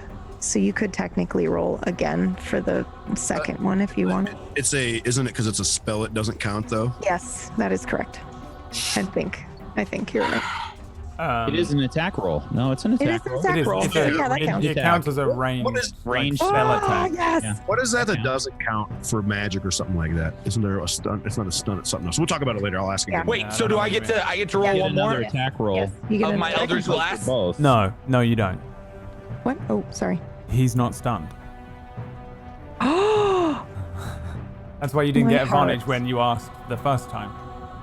Okay. All my right. heart hurts. Okay. Okay. Holy shit. Wow. My heart is broken. Then I'm just gonna keep.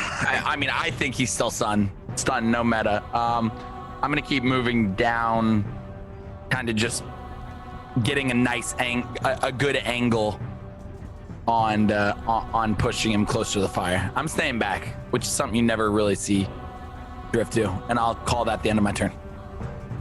All right. For everyone, he is there in the chat. I wanted it. All right.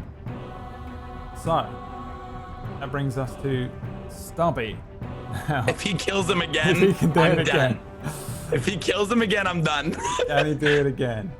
I feel like it Stubby. needs that vein attack He's where you just can running forward, back. throws his whiskey bottle, pulls out this longbow. Off goes the Please crit. off goes the shot. 17. Just launches past the like the orc is probably doing the pinwheel from being pushed, but yeah. He can move though. I can bring him closer. He runs to there. There we go. Oh, my computer is freaking out today. Everything's Because the delayed. orc's It's about to weird. die. He looks rough. I'll give you that. Yeah. He looks rough. But he's still standing. Irodia.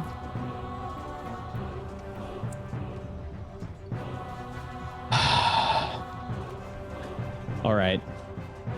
Yes, I like when he says all right. He smiles like that when he says something. That's Yeah, this is cracking his knuckles too. Squish his hands together. Okay. Thinking about doing it. First things first. I've read this thoroughly, and it does not say I cannot cast this multiple times. It's just based on my bardic inspiration. I'm going to use another Mantle of Inspiration, which will expend a bardic inspiration slot, but I get to choose several targets to gain 8 temp HP, and they can use the reaction to move their speed. So that's going to be that. So 8 temp HP. Yeah, number of charisma. Yeah, so 5 targets. It's going to be Rin, 19. This archer. That was an accident. Sorry. 8 temp HP, you say? Yeah, 8 temp HP. So those 3, McKinnon and myself. You get 6 or 5 people? 5 people. Okay. You gave it to Red Archer or no? I gave it. No. I gave it. Cool. I gave it to the archer that's right next to him, and you do not get attacks of opportunity if you move. You gave it to McKinnon as well? Yeah, McKinnon, the archer right next to Goth, Groll, Rin. This is so intense. Myself. Okay. And that's 8 temporary HP. They're running. They're using it to run. And I am going to use my main action.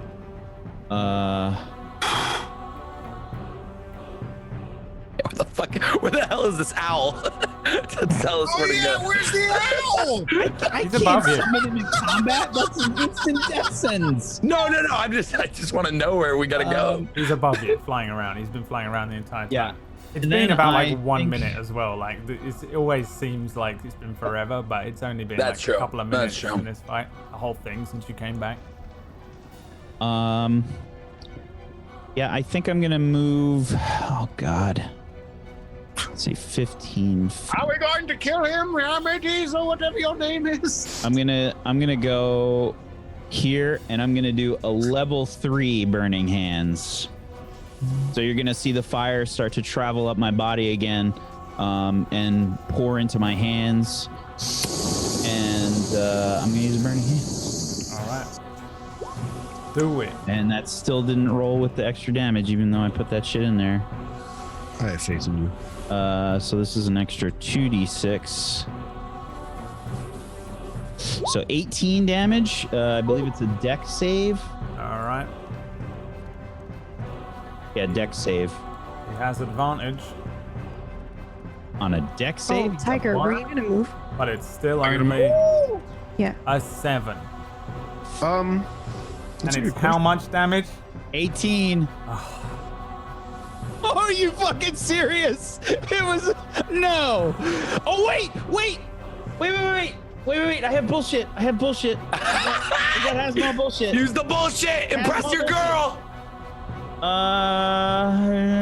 Whenever you start casting a spell of first level or higher that deals fire damage, fire magic erupts from you. Causes creatures of your choice that you can see within 10 feet of you to take fire damage equal to half your sorcerer level, minimum of 1. So 10 19 feet. damage, motherfucker. Within 10 feet. 10 feet. Oh, fuck. Do you want to run at Gothgol? Yes. Oh. Fuck it. Hero. Fuck it. Hero. How would you like to kill him? Running forward, flame on, burning hands. What do we see? I think you just see the fire just fucking travel all up my body, and like my hair lights on fire and everything. And I probably shoot a look towards the rest of the group, and I say, this is for all of you. You And run forward. It just erupts an from my insane hands. amount of flame. Gothgol brings his arm down, and I think he probably does get his hands like around your neck as you run, and it may be like in that kind of like large, small thing runs at large thing grabs you, and then just flame. Nobody probably around can see anything, just this swirl and then rush of fire. You then see Eero land, stumble a few steps as this kind of ball of fire, flaming giant half-orc, stumbles backwards into the flava. Another set of fire comes up, burns him. He's just screaming at this point now. Fire, fire, nothing but fire. He stumbles backwards, lands in this flava, and this enormous form just starts to cook. He stops. His double-bladed axe kind of lands on one side. His hand with the ring on it, the clothing that he's wearing, everything ignites. He begins to kind of burn. He's just a big meaty thing, burning and cooking. There's a huge flame around him. The hand with the ring on, sitting charred, blackened, and completely on fire. The ring, he's not sinking into it because it's not that deep, but he's just there backwards. Like, for sure, as he lands, it sends up a splash of lava, but his hand with the ring on, you can see the ring remains completely intact while everything else around it starts to melt. The double-bladed axe kind of falls apart with the parts that are wooden melting and breaking apart. Anything that he had on him, like clothing and stuff, completely destroyed. Not that it would have been any use to any of you, but the ring sits kind of on this charred hand, burning in the flava as you kill Gothgol, and he falls into the place on top of or next to the bodies of Emstrad and Captain Stonesworn. You've done it. He is dead. What would you like to do next? I'm just standing there bewildered, like I run, tackle Eero. Absolutely, 100%. I did it! I do the same thing. I run over to Eero, just pumped. I do not run over to Eero. I go to Gothgol's body. Eero, you did. That was amazing. That was incredible. Did I really do it? You turned into a ball. It was you.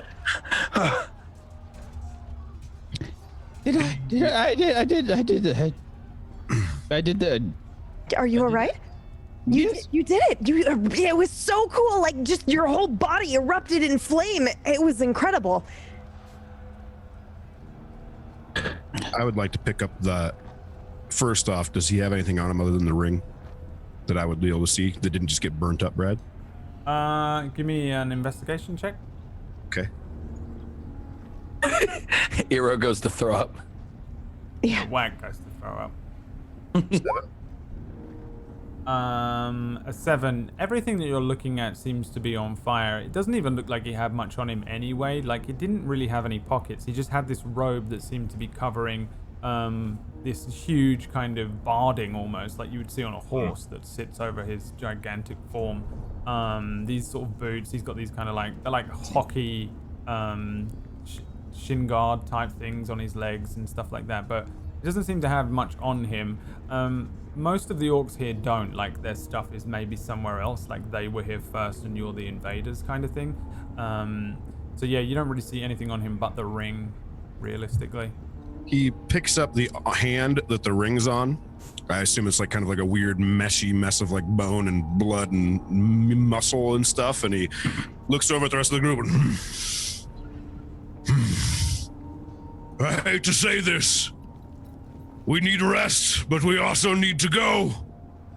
And he holds up and he goes, "Who's taking this?" Wait, are you touching the ring? He's not touching the ring, he's touching the arm that the ring is on. He's holding up like the bone. Good try though, Brad. I was being cautious. I was being real cautious. No, don't worry, you don't get the 4 levels. Oh, that's what I'm asking for. I said, "Who is taking this?" All right. It's too Roll me a powerful to Constitution leave here. saving throw. I said, what am I rolling this for? Because I'm holding on to the Yeah, arm? you're close enough. The ring has no owner anymore. Oh, 22. Whoa. 22 is pretty good. holy shit. You Maybe. start to speak. Who's taking the and your voice even to you sounds like it starts to fade away. Starts to shrink around you. The area around you almost begins to kind of dolly zoom away from you for a moment, and you feel this energy kind of activate nearby as the ring starts to pulse. There's these kind of odd gray waves of energy, this arcane pulse that starts to push outwards from the ring, and you can feel it kind of affecting you immediately. It starts to make you feel a little weak. But it also somewhat feels like it's calling out to you, like it wants you to keep it. Oh no! To take it, like kind of One Ring That's style. a real thing. Like you're not joking. Like it kind of calls out to 19. Kind of calls out to you. Who is within 30 feet of 19? Let's have a look. Oh God. I am. Wiros, Eero, Drift, Yeah. Marin, everyone. In that case, you all begin to feel that same sensation. You feel the sense that this ring wants to be saved, wants to be kept, and wants to be attuned to somebody. It wants somebody near it. It's not like it's not really like the Frodo I must have it feeling. You can feel that the ring wants a new home. Does it feel evil?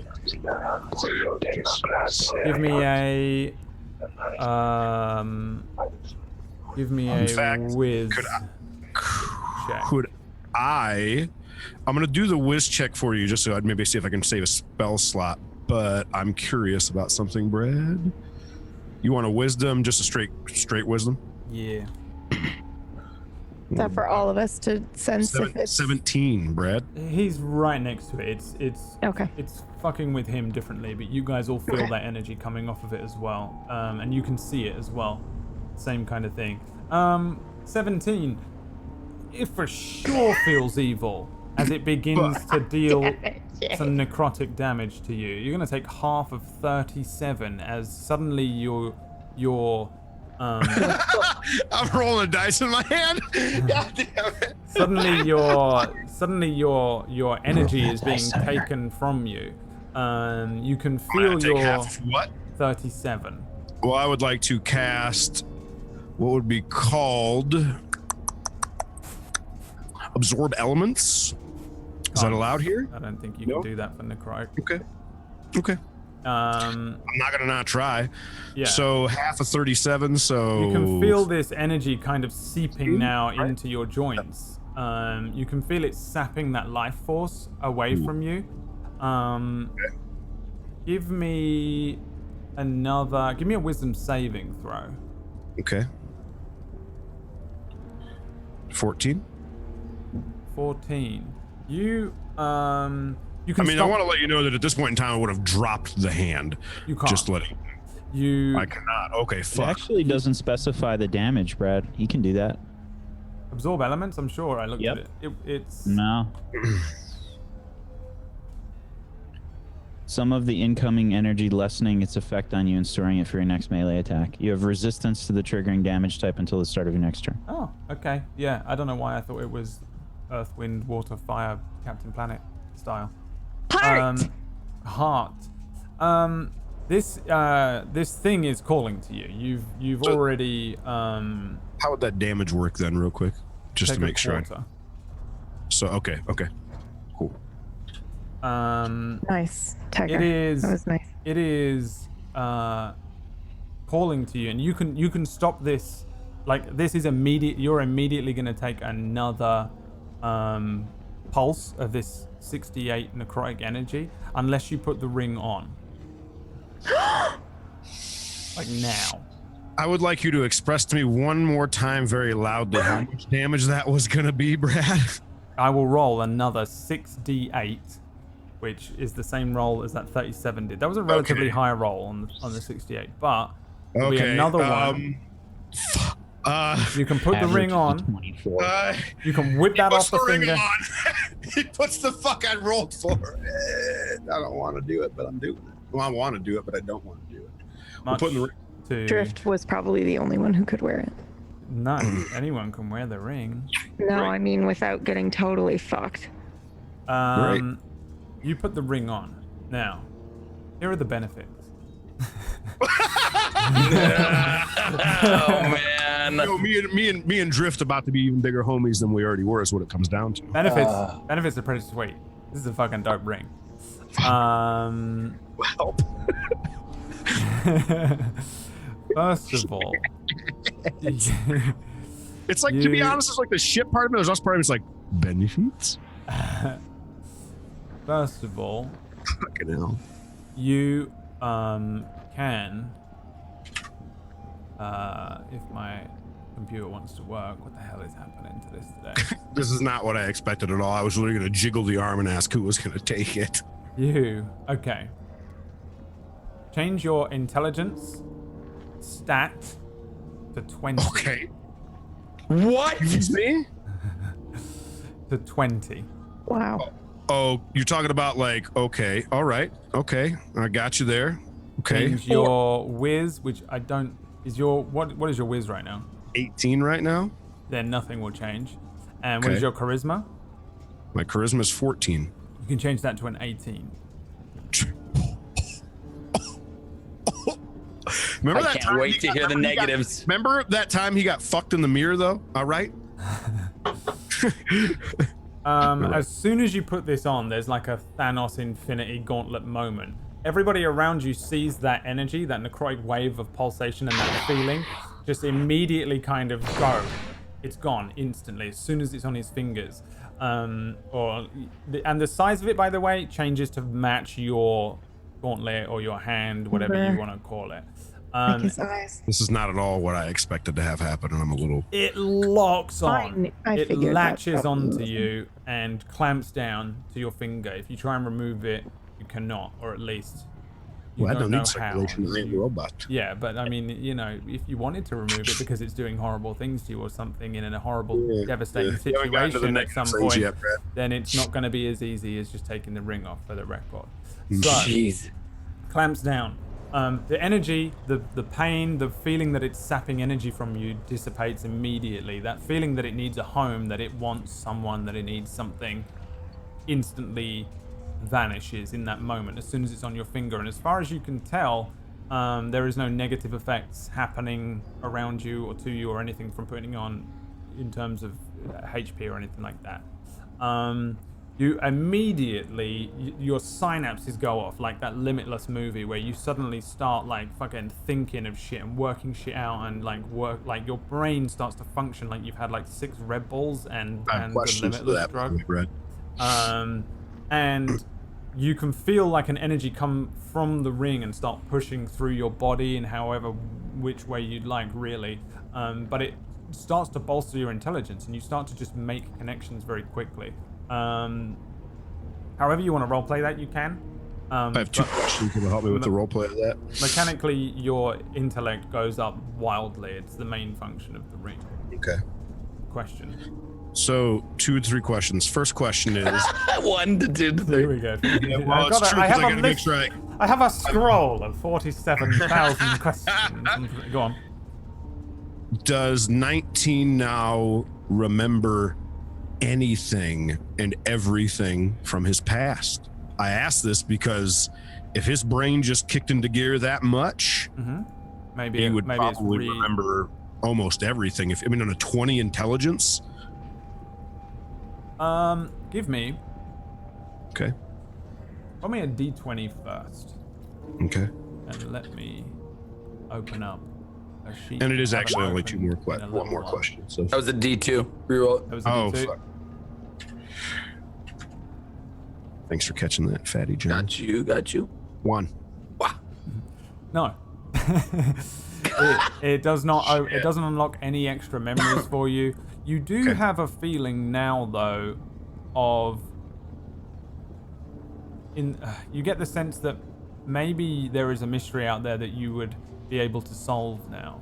You might be able to piece a few more things together. You also have a little more information just because you saw that woman when you went through the mirror.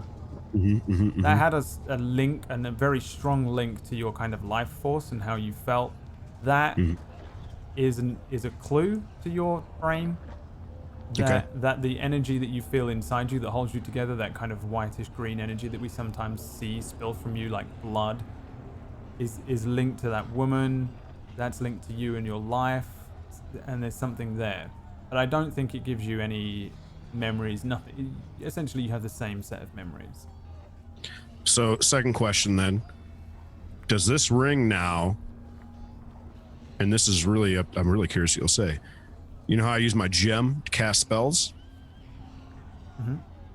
Would this ring now be what I would use to cast spells? Yeah. No, you can give me an Arcana check Okay. for an extra tidbit though. Okay. You're All right. 20 in. Let's give her a fat 1. 9. 9. I think it's just about enough for you to work out that Gothgol wasn't casting spells from the ring necessarily. He was just basically a multi-class barbarian wizard. Because his intellect was so high, he was able to start learning spells the way a wizard does, essentially. And so he was able to learn a couple of spells here and there. For the record, I only have 1 counter spell that whole time. And yeah, there's really not a huge amount of innate spellcasting that comes with this ring. He just seemed to have been channeling it through it, and the intellect is what allowed him to do it. For you, I don't think you can work out anything else that this ring can do in that capacity right now. Okay. On a 9. I would say then after all that happens and like that thing dissipates, he just kind of looks over at Eero and Drift, and Rin just literally just looks over at him and then pulls his hand up and then looks over at him. Are you all What right? happened? Are you okay? I'm fine. What was that whoosh that came out? It doesn't come. Yes. It would be the ring. Fuck. Why did you put that on? I did not really have a choice. Whatever was going on. Take it off? No, I cannot. Do you feel all right? I feel quite a few things, if you want my honesty. Well, of course. Kind of grips his fist together. Looks up at the mountain. I'm almost out of everything I could ever use or do. If we go up there, I will have nothing. I don't know if we have any other choice. I don't disagree.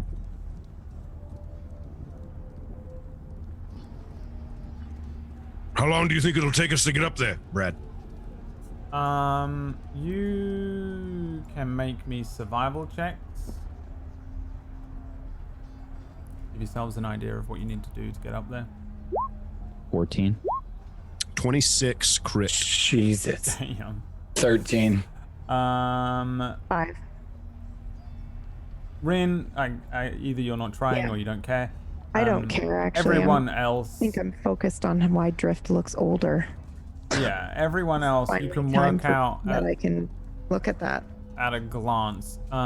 It won't really take you too long to maneuver up there. It doesn't look like an easy path. You can see that a lot of the orcs seem to have retreated off away from the direct area that you are. You've also killed most of the 2 groups that were here. You can still hear sounds of fighting from up ahead and various places, but it's a lot less. The path looks relatively clear if you take a straight shot up the mountain, which also is generally your intended direction is straight up this mountain and then into that cave where the long stick was that you came out of. In terms of how long it will take you, you've pretty much just got to make it up a couple of plateaus. It'll take you no longer than half an hour at full pelt, going hard without trying to exhaust yourselves. You've also got the only thing that would slow you down is if you do really badly climbing up the mountain, basically. If you fuck it up in any way. It doesn't look like it's as easy a climb as it was coming down because of the damage, the boulders, the various rumbles from the volcanic kind of activity. Do we see more orcs? There's a couple that pepper the way, but it really wouldn't be a problem. There's no like legion of orcs. You've basically dealt with the orcs, and now it's just climb up this mountain and get inside. If we go right now, we'll be at a disadvantage, but if we don't go, they will get the portal open if they haven't already. But we can go straight, right through there. I look at the rest. What does everyone look like? I'm beat up as can be. But I'll just say, like, I don't have much left. I mean, if we have to go, we have to go, but we're walking into a death trap. You're not wrong. You're Perhaps also... we can find a spot to rest if we get closer. That's a good idea. Yeah, I got abs. What did you? Yeah, what happened to you? You're no longer... I'm totally like touching his face. I am for sure 100% like, what the fuck? Like, what happened to you? What happened to you? How long was I?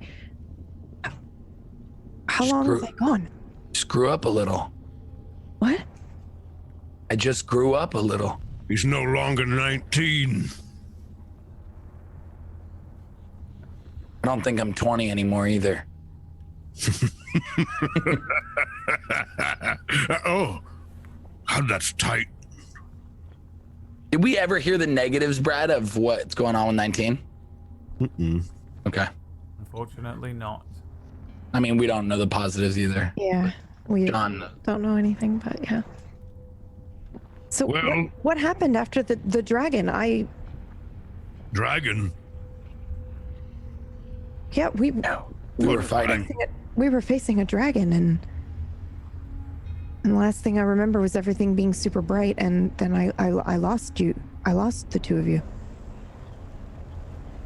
I went to some weird world and then came back Fire here. in the cave, and I didn't have any fire in the cave. Yeah, mine wasn't a fire I cave. went to some horrific place that was all dilapidated, and there was creatures that looked like they rose from the dead.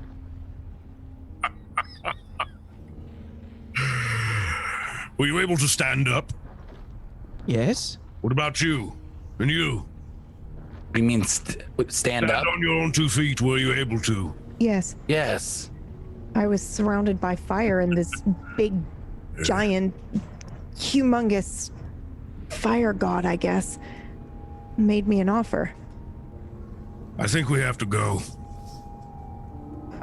We'll catch up after. I guess. And I turn around and start making my way up the hill. Okay. Are there like, there's like rivulets of lava floating down from the mountain, right? Like on this path that we're going on. Yeah.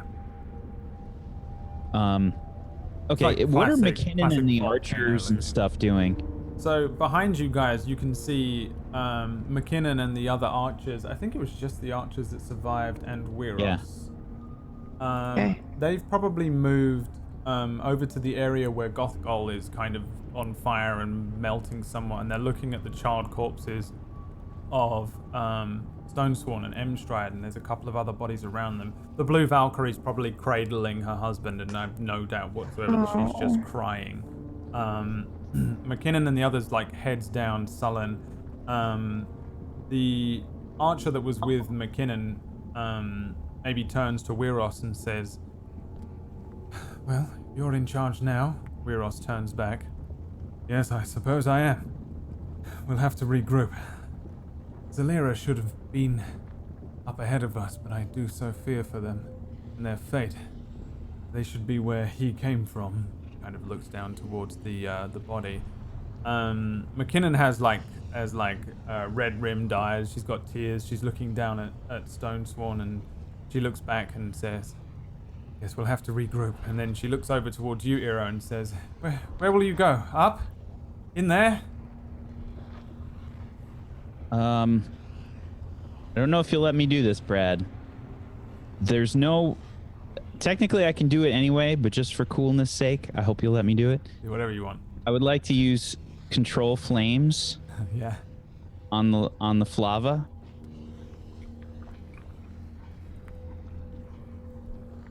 To leave. I leave the room. Oh, what's What he is doing? happening? I don't know. Getting something? You just start spinning fire. Oh my god. Oh! Listeners, he's pulled And out I would a like to guitar. create a new lute out of flame. Oh my god. There's no way Brad is not going to let you do this, and I don't give a fuck what Brad says. I'm Absolutely, you can do Oh my this. god. And say, we've got a job to do. Don't worry. We'll be back. God, I wish I knew what the moment of truth music was called. All right, so I think it's the lift. it's too late.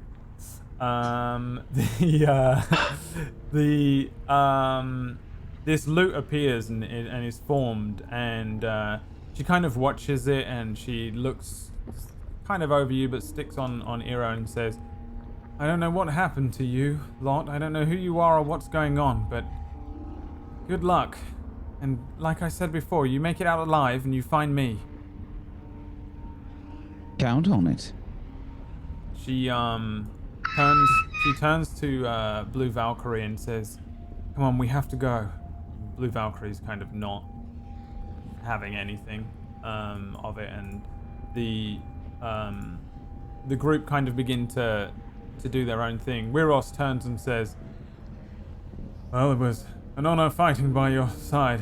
That was You rather saved my unexpected." friend. Yes, well, Yes, thank you. I I suppose am you're no one of longer us on now. fire and also naked. Does anyone have, like, are there any bodies that didn't go into the flame that might still have clothes? Or Of a the bow? of the yeah, plenty. Okay. I don't want to be that dude, but I gotta. You've all I done don't it need already. Someone's body for clothes.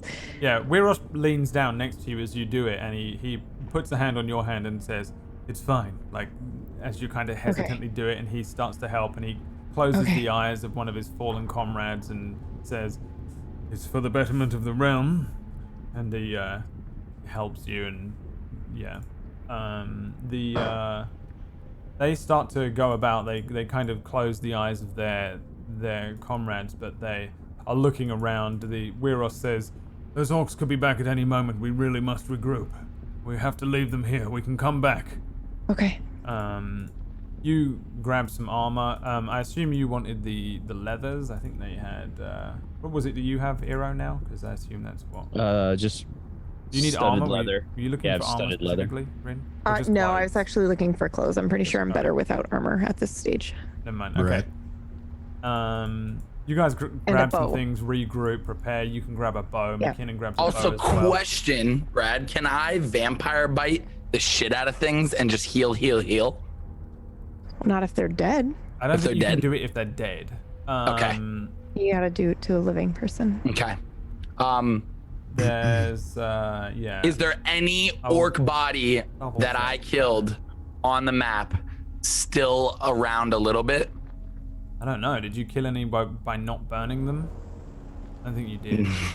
I don't think I did. I killed the two like big dudes in the flava. Oh, I think You pulled 2 Grumsh into the lava. I don't think you killed any without burning them, so I don't think so. 'Kay. Unfortunately. God damn it. As you're looking around, there's like an uncorking, and you remember there's a guy just standing there, a dwarf. Yeah. He takes a swig of whiskey and says, "It's done then. That's the end of them bastards." He drinks some more whiskey and looks up. "The fuck's going on with that mountain anyway?" Well, it's not quite the end. "What? There's still more inside. Oh fuck. Right. The yes, I mine. think the one that killed your brother is in there. What you say me? How'd you know my brother? Your brother gave us a ride when we first all met. Is that right? Yes, stout boots. Aye. He was a good man. You look exactly like him. Exactly like him. Fantastic Oh, no. story. I'm rather better looking than my wee brother, eh? He's not. Oh. We need to roll. They look exactly the same. He's this no. The other stout boots was actually relatively kind of clean and relatively well kept. He was a merchant and he was a lot more kind of affluent and relatively nicely well spoken. This guy looks like he lives in a forest. He looks like a kind of weird druid in ranger outfit, but he's very dirty. His stuff looks old and broken, and he's very scarred and beaten up. He looks a lot tougher than Stout Boots, even though Stout Boots claim to be like the greatest warrior of all time. He says, who done it then? Because I tracked these orcs to be the ones that set that their town on fire. Yes, we think they're inside that volcano somewhere. We're headed there now. Would you like to join us? Who's inside? They're all dead. Is that not the leader there? No, That's a bad guy. no, the leader is much stronger. I do have. Well, I'm not technically lying. I'll say the one responsible for all of this is inside there. Yeah, you're not lying. Do you think you're lying? No. Oh. He says, so, let me get this straight. My wee Maxius took yous all on the little ride, and now you're here, on the same place as me. Why? What are yous lot doing? Who's yous lot anyway? I hold up my flaming lute and I say, chosen by Hasmol. And I just play like a sick riff. Chosen by Hasmol. The Can I fuck roll a are you performance talking check? about? You can roll a performance check, yeah. the Stubby looks towards the Knight 14. Weiros. It's awesome. Yeah, it's like a wild stallion. Like, Yeah. and Stubby looks to My guitar's Weiros out of tune, so I can't. and says, what are you talking about? Weiros says, I don't know, but honestly, whatever they say goes, I trust them. They tend to deliver on whatever they order. Kind of looks over to Drift. Are you that child? Yeah, that's me. Right. Yes, I don't know what's going on at all, but if it's not over, these will be the ones to fix it, I'm sure. He goes about and stands up, grabs his weapon, and says, right, line up to his group, and then starts to... They slowly move about. Valkyrie kind of doesn't, but he lets it go, and he says, we must regroup. This is almost over. And the Rose Guard troops start to move, but Stout Boots continues to look at Yuiro and says, I don't know who Hajmal is or who done that there shite, but if the one that dealt my brothers on that their mountain, then I'm coming with yous. And he falls over and passes out. His +1 longbow rolls across the ground towards Rin's feet. Wake it up. Yeah, you can wake him up or you can take his longbow. No, well, I thought I could already grab a different bow from somebody else. You Or can is have that a normal no? bow or you can Just have Stubby's plus +1 one. plus one. longbow. Is the Oh. icing thing here. It's Oh, up to you. I look at I wake him Rin. up. I wake him up. Yeah, Kicking I him? wake him up. Yeah, I'm not gonna kick him. I'm just gonna like bend down You're and not I'm gonna kicking wake him. him up. It's the only way to wake him up. Is to kick him? Yeah. He's a dwarf. How else do you think they get woken up? I'm Real a monk. quick, does I Rin can look like she's literally, stuttering to grab kick him? and shake him. I don't want to kick him. You can shake him about. All right, Give me an athletics shake check. him. All right. Oh my God. Thank you. I don't want to kick him. 8. Don't I wake come up over a sleeping and I- dwarf on an 8. Dun dun dun dun dun. Yeah. Come on. Come on. I kick him. Oh, Fuck. Kick him and he instantly wakes up. Hey, that's how you wake up a dwarf. Who the fuck are you? Wait, what's going on? Hey, What's your name again? leave, stop it. Give me my I bow. want to help. I want to help him up. You I can give help. him my bow. The fuck's that piece of shit? Oh, that's the bow that you had beforehand. You don't recognize it? How drunk are you? All right, give me that bow then. I'll put an arrow through this one's eye. Give me my bow back. Come on, you little one. You've got to come with us. You want to ride on my shoulders up there? I'm gonna be I sick. give him his bow. He takes his bow, puts it around him. Right then, lead on. Where are we going in that there mountain? I would like to make a roll before we go up there and ask a question, Brad, please. Yep. I don't know how to ask this, but I think you'll get where I'm coming from. So maybe you'll be able to tell me if there's something I can ask. Would I have an idea by looking up and kind of seeing what's going on, especially having landed here, been told by Hasmal what's going on? Would there be any way possible for me to tell if I have any clue how much time we have to get up there? Or like just anything like that, I guess it would be. And the reason I'm asking is because my of a 20 int now. So I want to see if there's some way he would know somehow or another that we might have time to rest. We might not. We might have not even enough time to get up there. We might need to turn around, so forth. Yeah, you can give me an Arcana check with disadvantage because you don't really know what's going on, but you're clever. Got a 12. A 12. You had an idea when you arrived that some sort of ritual was being cast inside the Gate of Fire. You could see these members, these robed members of Praetorian, along with their singer, in there casting something, and it is for sure what is causing this reaction inside the mountain, inside the gate itself. They've done something. On a 12, it really isn't enough to know because of just how much of this is in Fog of War, but you can determine that they're kind of unlocking the gate, I think is probably how you might be able to describe it. And in one of the unlocking parts of this ritual, they almost locked it themselves. Like they turned the key in such a way that it went from being the Gate of Fire belonging to the Magi that created it, or Hasmal, or whatever the hell you assume is going on, turning it to their side, allowing them to control it somewhat. So they're not really just opening it, but they're also transforming it and claiming it. Two questions. Got that little flag. How important is this question? Down. If I would have rolled higher, how important would this question be? Oh, hold on before you answer that, because I think we all came down the wall of fire, so we could. One last thing to add to that. You don't know how long you have.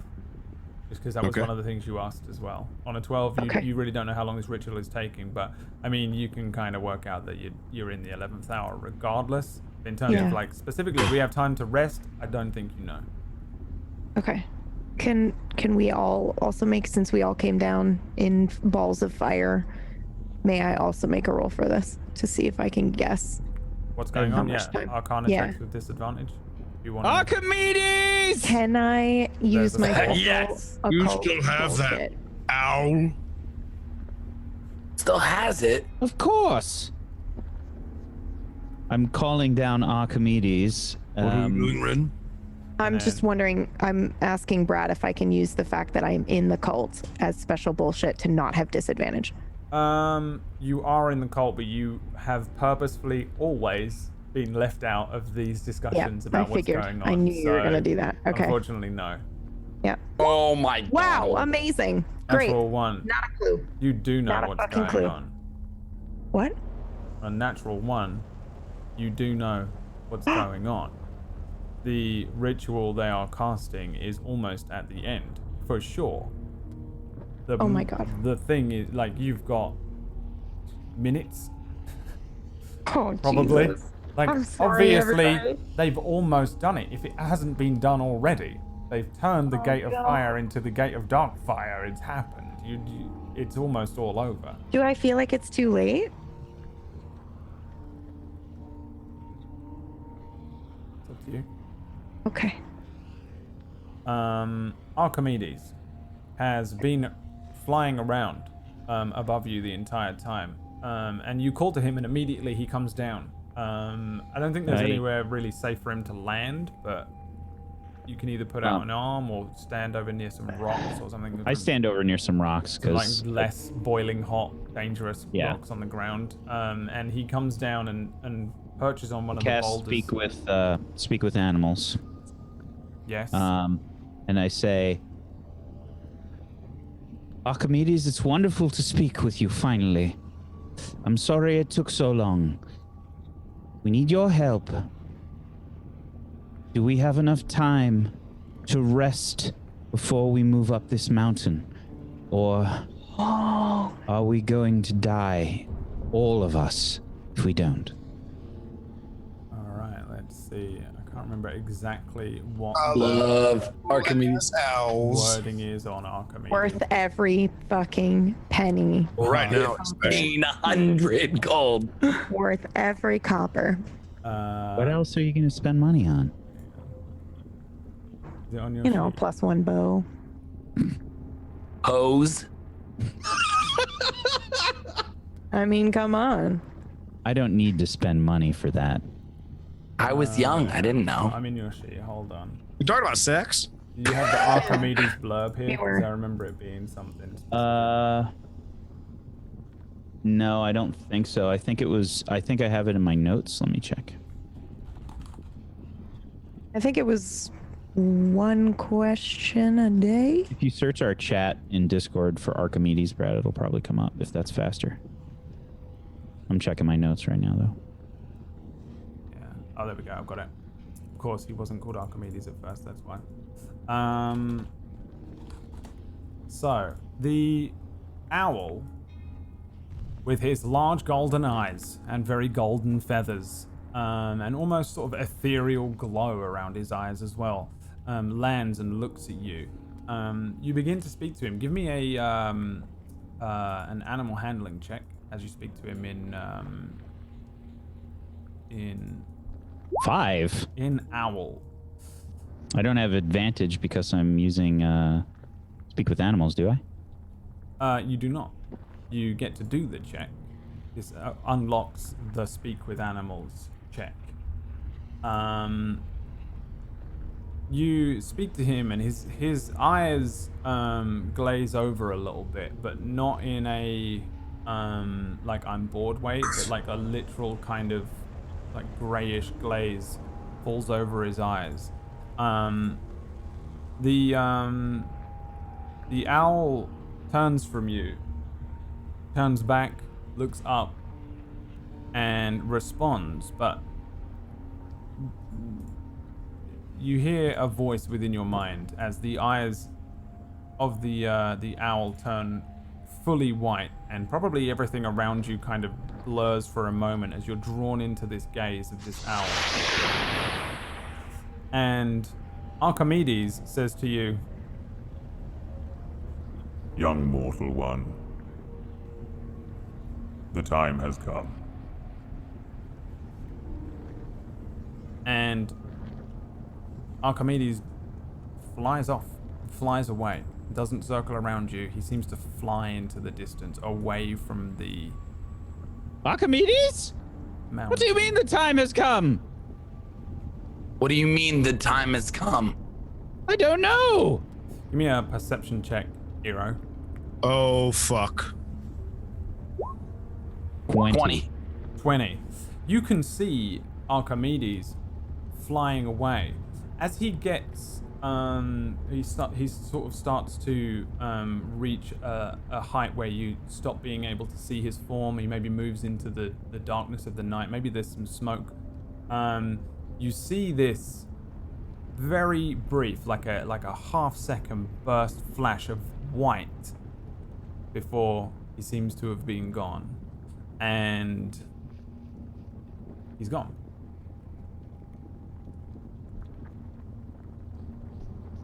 It just happened? That was a waste of gold. I have no idea. What did he say? He said the time has come. I don't think we heard that, did we? No, sorry, it was just Oh, hero. You It was heard me psychically. say it. I heard him say it. Oh, okay. Oh, yeah. I heard him inside my head. He said the time has come. For what? I don't know. Can I roll a perception check and look at the mountain bread? Yeah, what do you want to see though? Does it look like the shit's going nuts, like more than it already was? No, it looks the same. And it doesn't look like it doesn't really look like a volcano erupting as much as you know, like an actual normal mountain that had a nuclear bomb inside it went off. So it's not necessarily like the lava is pushing out of it and it's going crazy and it's going to explode more. It's more just like the top has broken off and whatever was flung out of it is already out there. There's just so much of this kind of lava. Yeah, all right, BradWOTO in the chat. So a volcano erupting. Well, volcanoes continue to push stuff upwards and out. This looks like it's over. Whatever has happened here is over. This will now die down and stop. It just launched it blew its load. It's done. It looks like it's already done doing whatever it was doing. Look, we need to get up there, get inside, find a place to rest, and then put a stop to this. Yes. Let's go. But we have to rest. If we go up there and hold on though, if we go up there and rest, and they've already finished the ritual, we're dead. We're dead anyway. We'll make a better judgment once we get moving. You're not wrong. Can't tell anything from down here. Let's go! And I start taking off. Start going up the mountain, looking right. for any entrance. Yeah, you guys I already had the start entrance. hefting upwards. You can cool. see that the Rose Guard troops are also kind of making a move, but they're moving a little ways to the east. There's one last shout towards you, Iro, from McKinnon as she says, "Remember what I said, Iro dear." I won't forget. And don't you forget. She kind of blinks away. A couple more tears. The Rose Guard soldiers look back towards their fallen comrades and they heft up their stuff and start to move away, leaving Blue Valkyrie there. There was probably a moment in the background where she was like refusing to come with them, saying that she'll catch up, and she sits with Fusehair for now. That pretty much brings us to the end of the session, apart from, like one quick little thing here. We get a quick scene inside the Gate of Fire, where we see these figures, 6 figures, robed, stood in a circle around this this central thing that they're stood around. You can also see that each of them is holding something different, but I imagine that from our perspective as viewers, they are in the background. They're a little blurred. The f-stop's not quite high enough. The figure that stands before us has his robe down. The figure with the scar on his face, the figure that we've all come to know as Deathsinger. He has his eyes closed and he opens them and looks upwards. He turns around and behind him is all of this purple flame across one wall. Like the entire wall is made of purple flame, and you can see the room is purple lit. Where all the flava was, there were pots and things. There's the archaic, which now glows in purple where it was once red on the walls. And he looks upwards, opens his eyes and turns around and says, 19. Unexpected. But welcome to Praeterita. And that is where we're going to end today's session.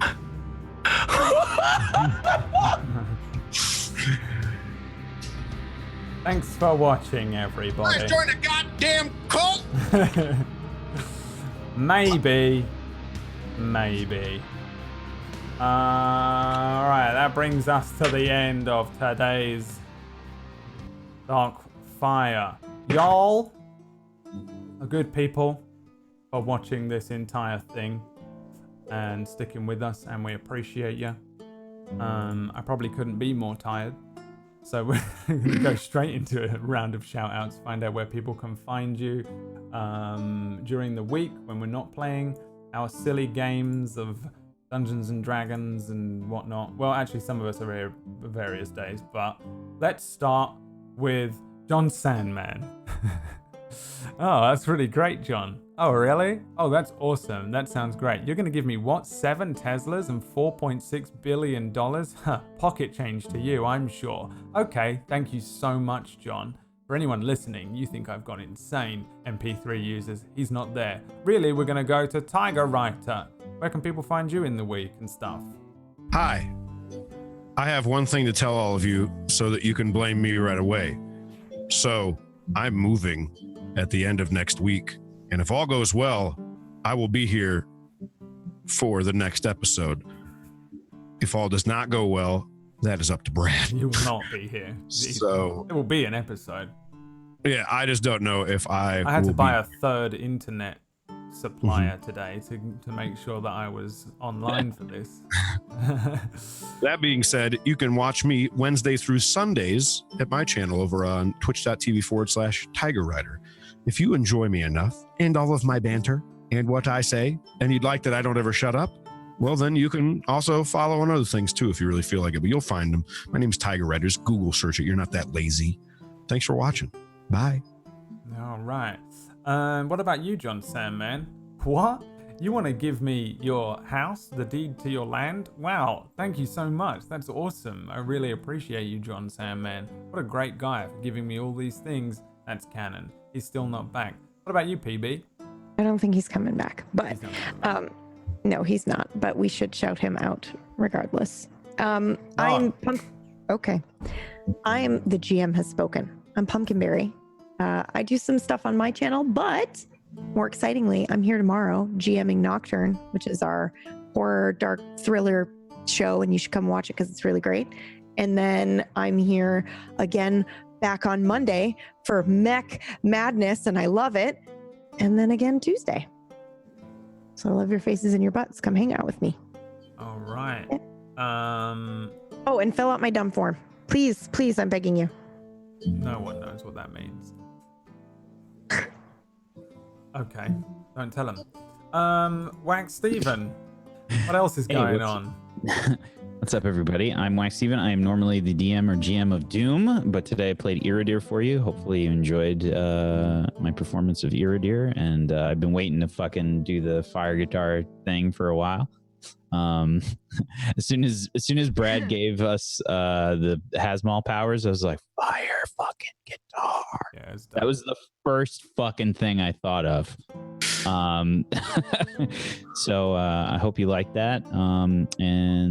Yeah, it was a lot of fun today. And as we get closer to the end, it gets sad at the possibility of not seeing these characters again, but we'll try and make it as epic as possible for you. If you like Tablestory, make sure you follow all these people. If you haven't done so already, follow them. Follows are free. Follow this channel, follow Tablestory, and turn on notifications so you know when we go live with other shows. Because we got Nocturne tomorrow, which is cool as hell, and PB runs that, and she's great. Thursdays we got Ragtags. Once every blood moon we have Ragtags. Otherwise it's Zigzags. And on Mondays we've got an anime AF mecha show that I run, Blue Orion, which I hope you'll tune in for. Thank you. There you have it. And what about you, John Sandman? Oh, is that right? Oh, you don't have a YouTube channel?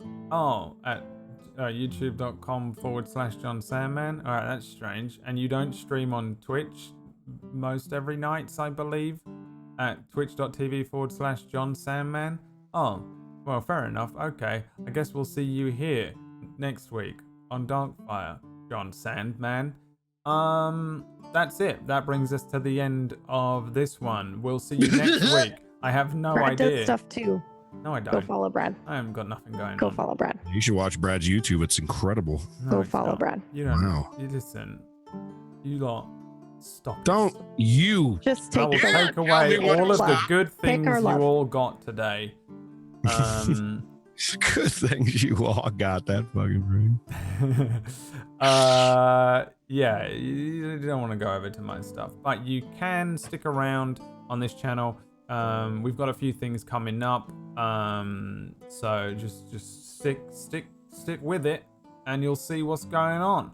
Other than that, we'll see you next week with whatever I've got planned for next week, because I don't know yet. Because now I'm in Is it the finale? Schrodinger's limbo. No, Okay. because Tiger might not be here, so it might just be a random one shot again, where we see what happens next with something else. Wiley. I don't know.